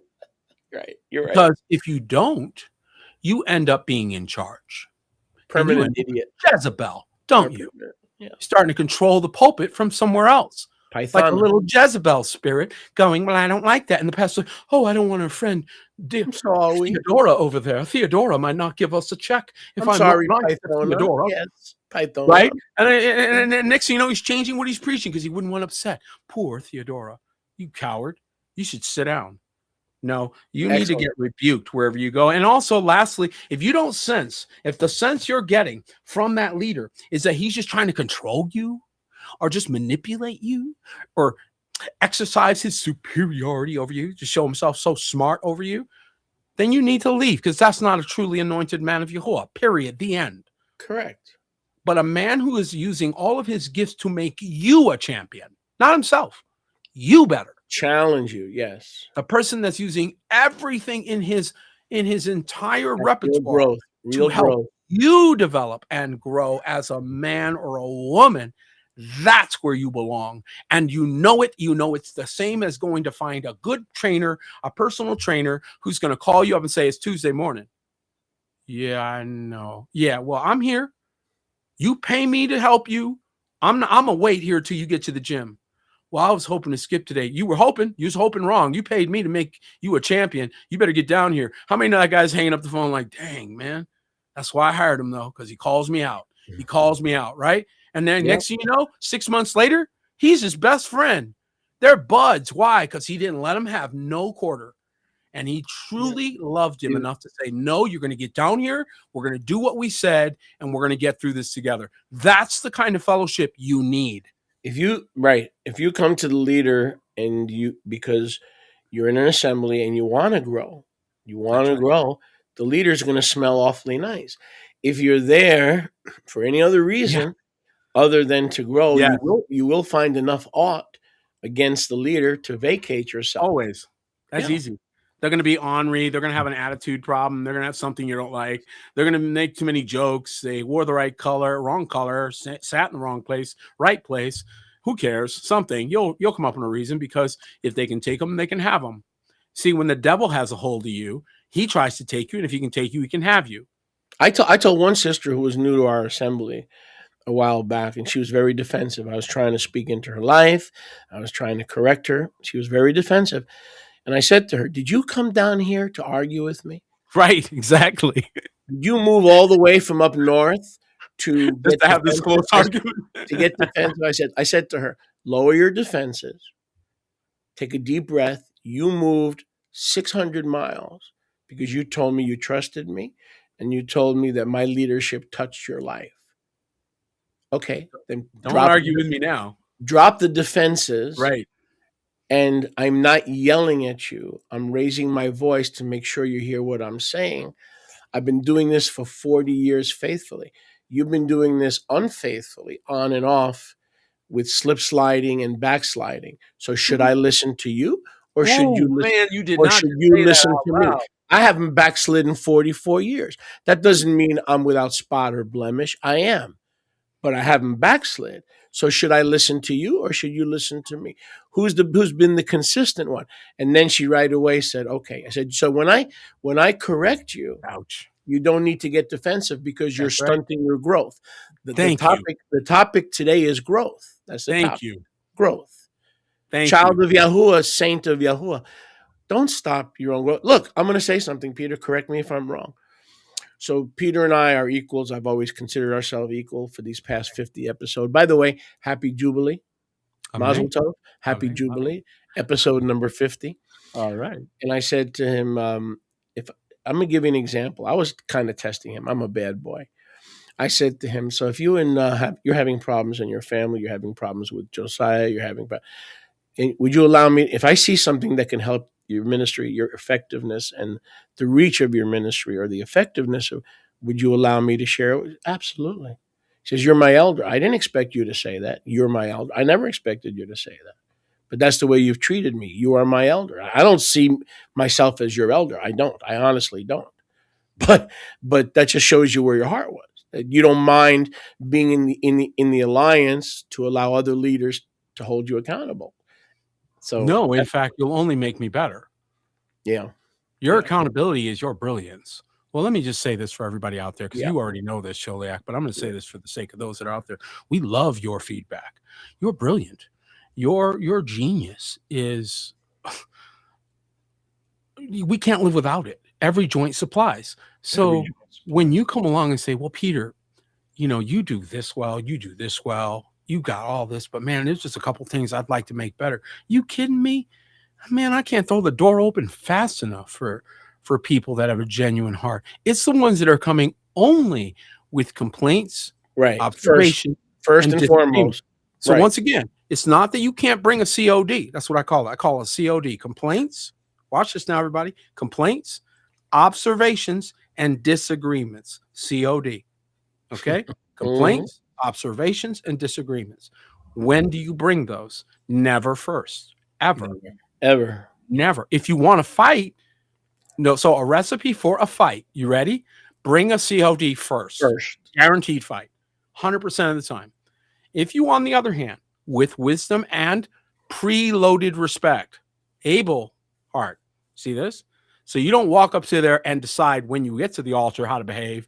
You already decide how to behave. Watch this now. You don't go to work and decide when you stand in front of the boss how to behave. You already went there with respect. You don't go to the president of the United States and decide then if you're going to be respectful when you're going there for a pardon, right? Or you're going there for something to get signed.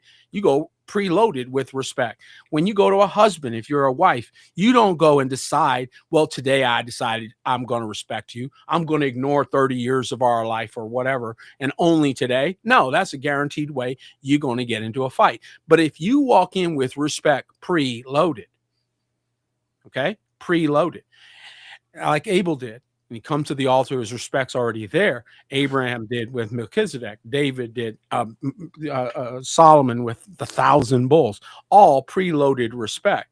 When you do these things, now you've changed your posture.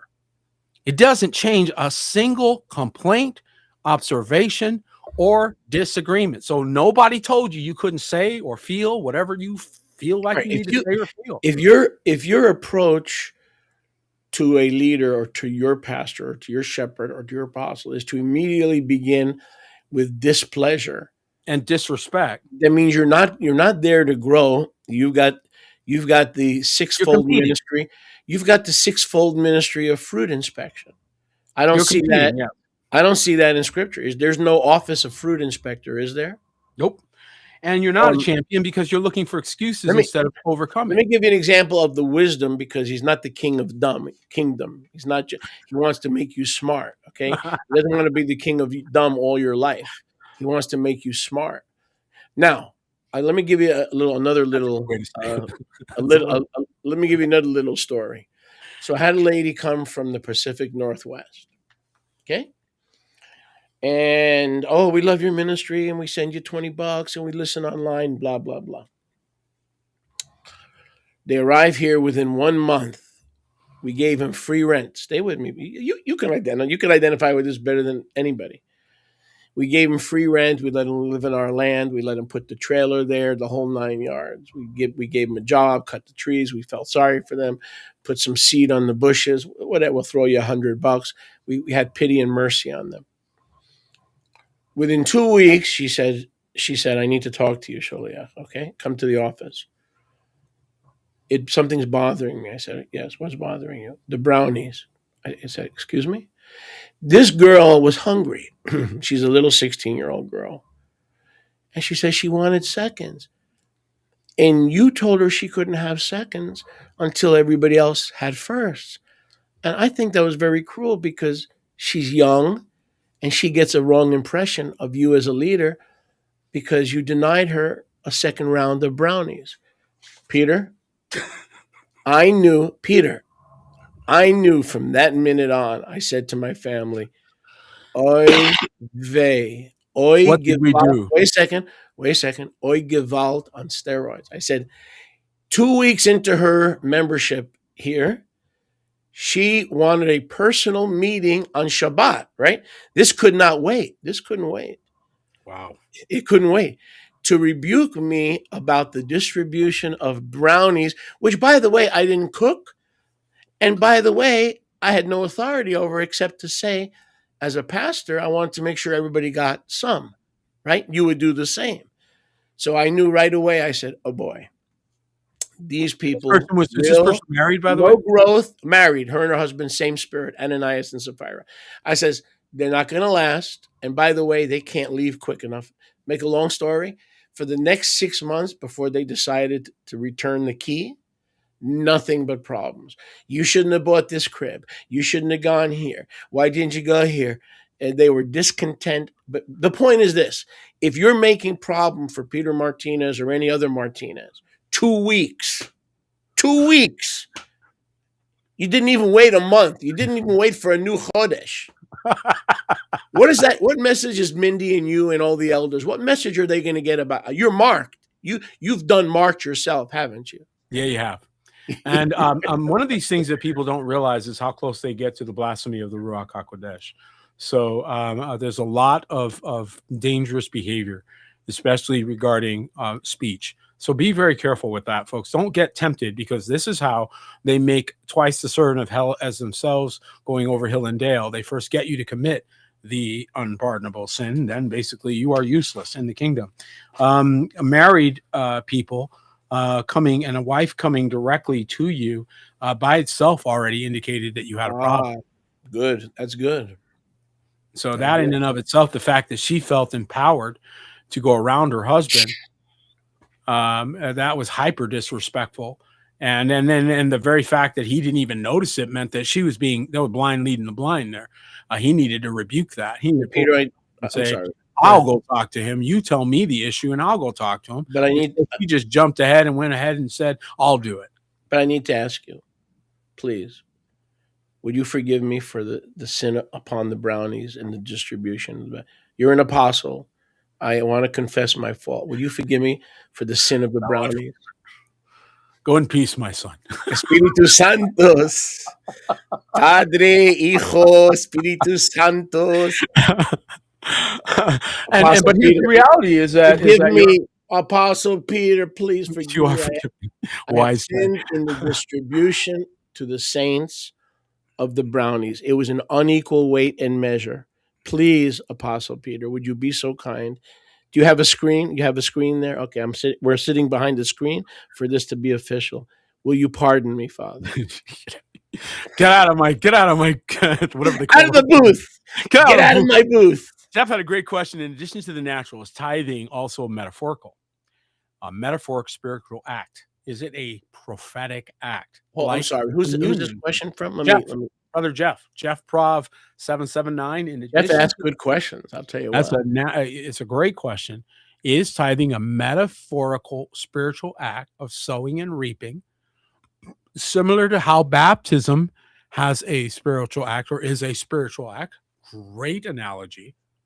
Absolutely perfect and spot on. Okay. A lot of people will say things this way, Sholiak. They'll say, well, we don't do animals anymore. No, because if you sell the animal, they give you coin. Yeah. See, that was the whole exchange. You saw that whole, there's a lot of things going on there.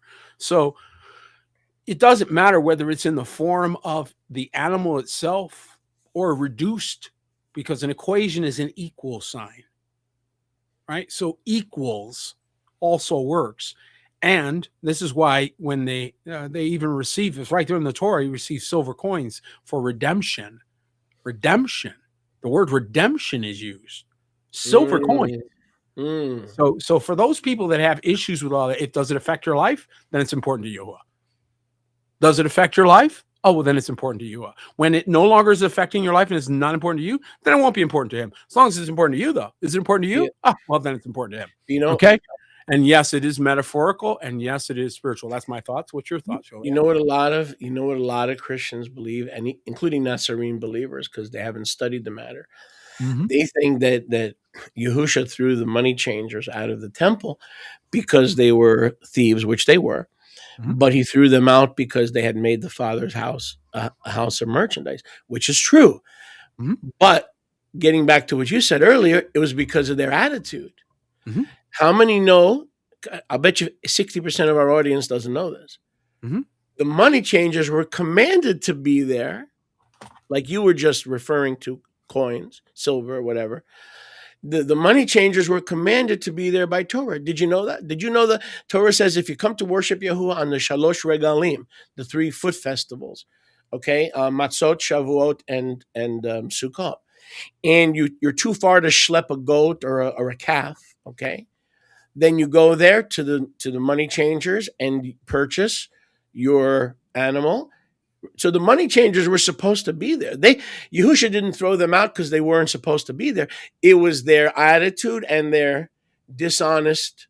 So let me see if I got this, Sholiak. In order to bring the animal, you had to bring the money to buy the animal. So what was this about? Money was not the problem. Even, was what I mean? The logic of this nonsense. The problem was the unequal weights and measures. Yes. You were saying before the attitude. The problem, in other words, let me say this again for all you Jesus threw the money changers out of the temple and you shouldn't sell stuff. And let me explain something to you. Yahuwah is the one who put the money changers there so that people can worship him. But they turned it into a personal, dishonest aggrandizement. Money gaining trick. Rather than providing the vehicle and the means by which arriving pilgrims can worship Yahuwah. Okay, that is correct. How about that? Yahusha put a money changer in the temple. Think about that. See, most people don't understand that. And they'll say to me, where is that in the Torah? Well, I'll find the reference if you'd like. They were supposed to be there. Yahusha didn't say, oh my gosh, did this happen before or after buying and selling in the temple? No, Yahusha is the one who put them there. Was this before or after 70 AD? Before. Things changed at 70 AD.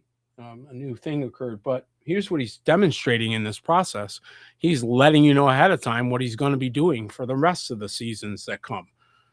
And so where is the temple? He already told you that. Where did he tell you that? Brit Hadashah. Where'd you learn? You are the temple. Okay. Now, you are the temple. Where's the kingdom of Yahuwah? Kingdom is within you. Okay, now we're catching up. And so you are the domain of the king. Okay, now we're catching up. And so where then would the money changers be? Oops. And what does the Messiah who's coming into his temple have to do with his whip? Well, he's got to whoop all money changers out of his temple. Let's go ahead and process that. You're the temple. Your love of mammon is the root of all evil.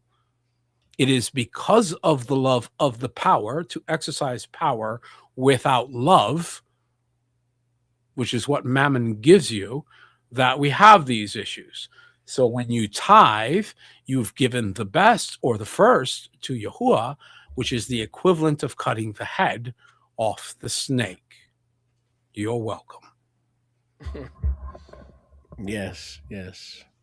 If somebody could find that verse, that would be awesome. I mean, instead of me looking for it. So this is why it is so important that you have the kingdom on the inside, because now the king is reigning over the temple. And he asks questions that you would never hear from outside you. Right. And you can't get away with nothing. You ever notice that? You ain't getting away with nothing. That's why we all want to. That's why people want religion. Alliance. Religion allows them to get away with stuff. Religion doesn't think of everything. And the Ruach don't miss things that religion misses. The Ruach will be there in the bathroom with you when you're making your decision. And I'm going to tell you, yesterday at the as a result of the ARM meeting, I had one or two of your people contact me, and they say, "Listen, thank you for that teaching because it explains a lot of the stuff that's been happening here in Arizona recently." So we need that accountability and the Python spirit by far and away, absolutely, and to encourage each other, and so. The alliances of Remnant Ministries is so important. Could somebody look up that scripture where the money changers were in the Torah? Because I've got to stop what I'm doing to do that. And I see we were basically at the end, but maybe we can post that because I basically have to stop what I'm doing to look it up. Do you realize the podcast is over? We've gone ways. It is. It goes so fast. I know. I just love talking to you. It goes well. Thank you. It goes so fast. My I word. I wish switching phones from T-Mobile to Verizon went that fast. You can go in there and stay there for 2 days. I walked into a T-Mobile store the other day. I almost peed my pants. I didn't see a counter. Wait a second. Let's end with this crazy stuff. I didn't see a counter. I didn't see a normal, storefront. I'm not modern. I'm not like the kids. I'm not the Gen Z, Gen B, I'm not any of those things. So I walk in there. I'm like, where's the salesman? Well, I don't know, but everybody's standing. Where are they standing? Then I see these little, you ever walk into one of these T-Mobile stores, right? Then you see these little tables and I'm like, oh, so there's a little table that he must be the salesman. He's got the tie on. Yeah. But when you first walk in there, I'm like, what is this an auction? It's like, where's the counter? You know what I'm saying? You ever been in one of those? We're in a state of confusion right now. It's crazy, man. I got crazy. I like help. They're still hybriding the retail element in a digital world, and they don't quite know how to handle malls and retail and strips, and it's all falling apart because of that. So we'll talk about that in future broadcasts, guys. If you have any questions, please feel free to shoot them to us. And also want to just encourage you, if you're in need of a calendar, for lack of a better word. We don't really like that word, but that's the word that you all understand. We're going to be printing those. So there will be a form on our website, probably by the end of the day if it's not there already, but it should be there by end of the day. So swing on by to remnanthouse.org and let us know that you want a physical printed calendar. We're going to be sending a bunch of them down to Yahtzee, so you guys don't need to worry about that. We'll just send you a bunch, and you can distribute them from there. We'll send you a good bunch of them, probably 20 or 25 of them, so you got a solid number. And then anybody else need any, just reach out to us and let us know, and we'll be happy to send them out. All right? We love you guys. Yes, that's it. We love you guys.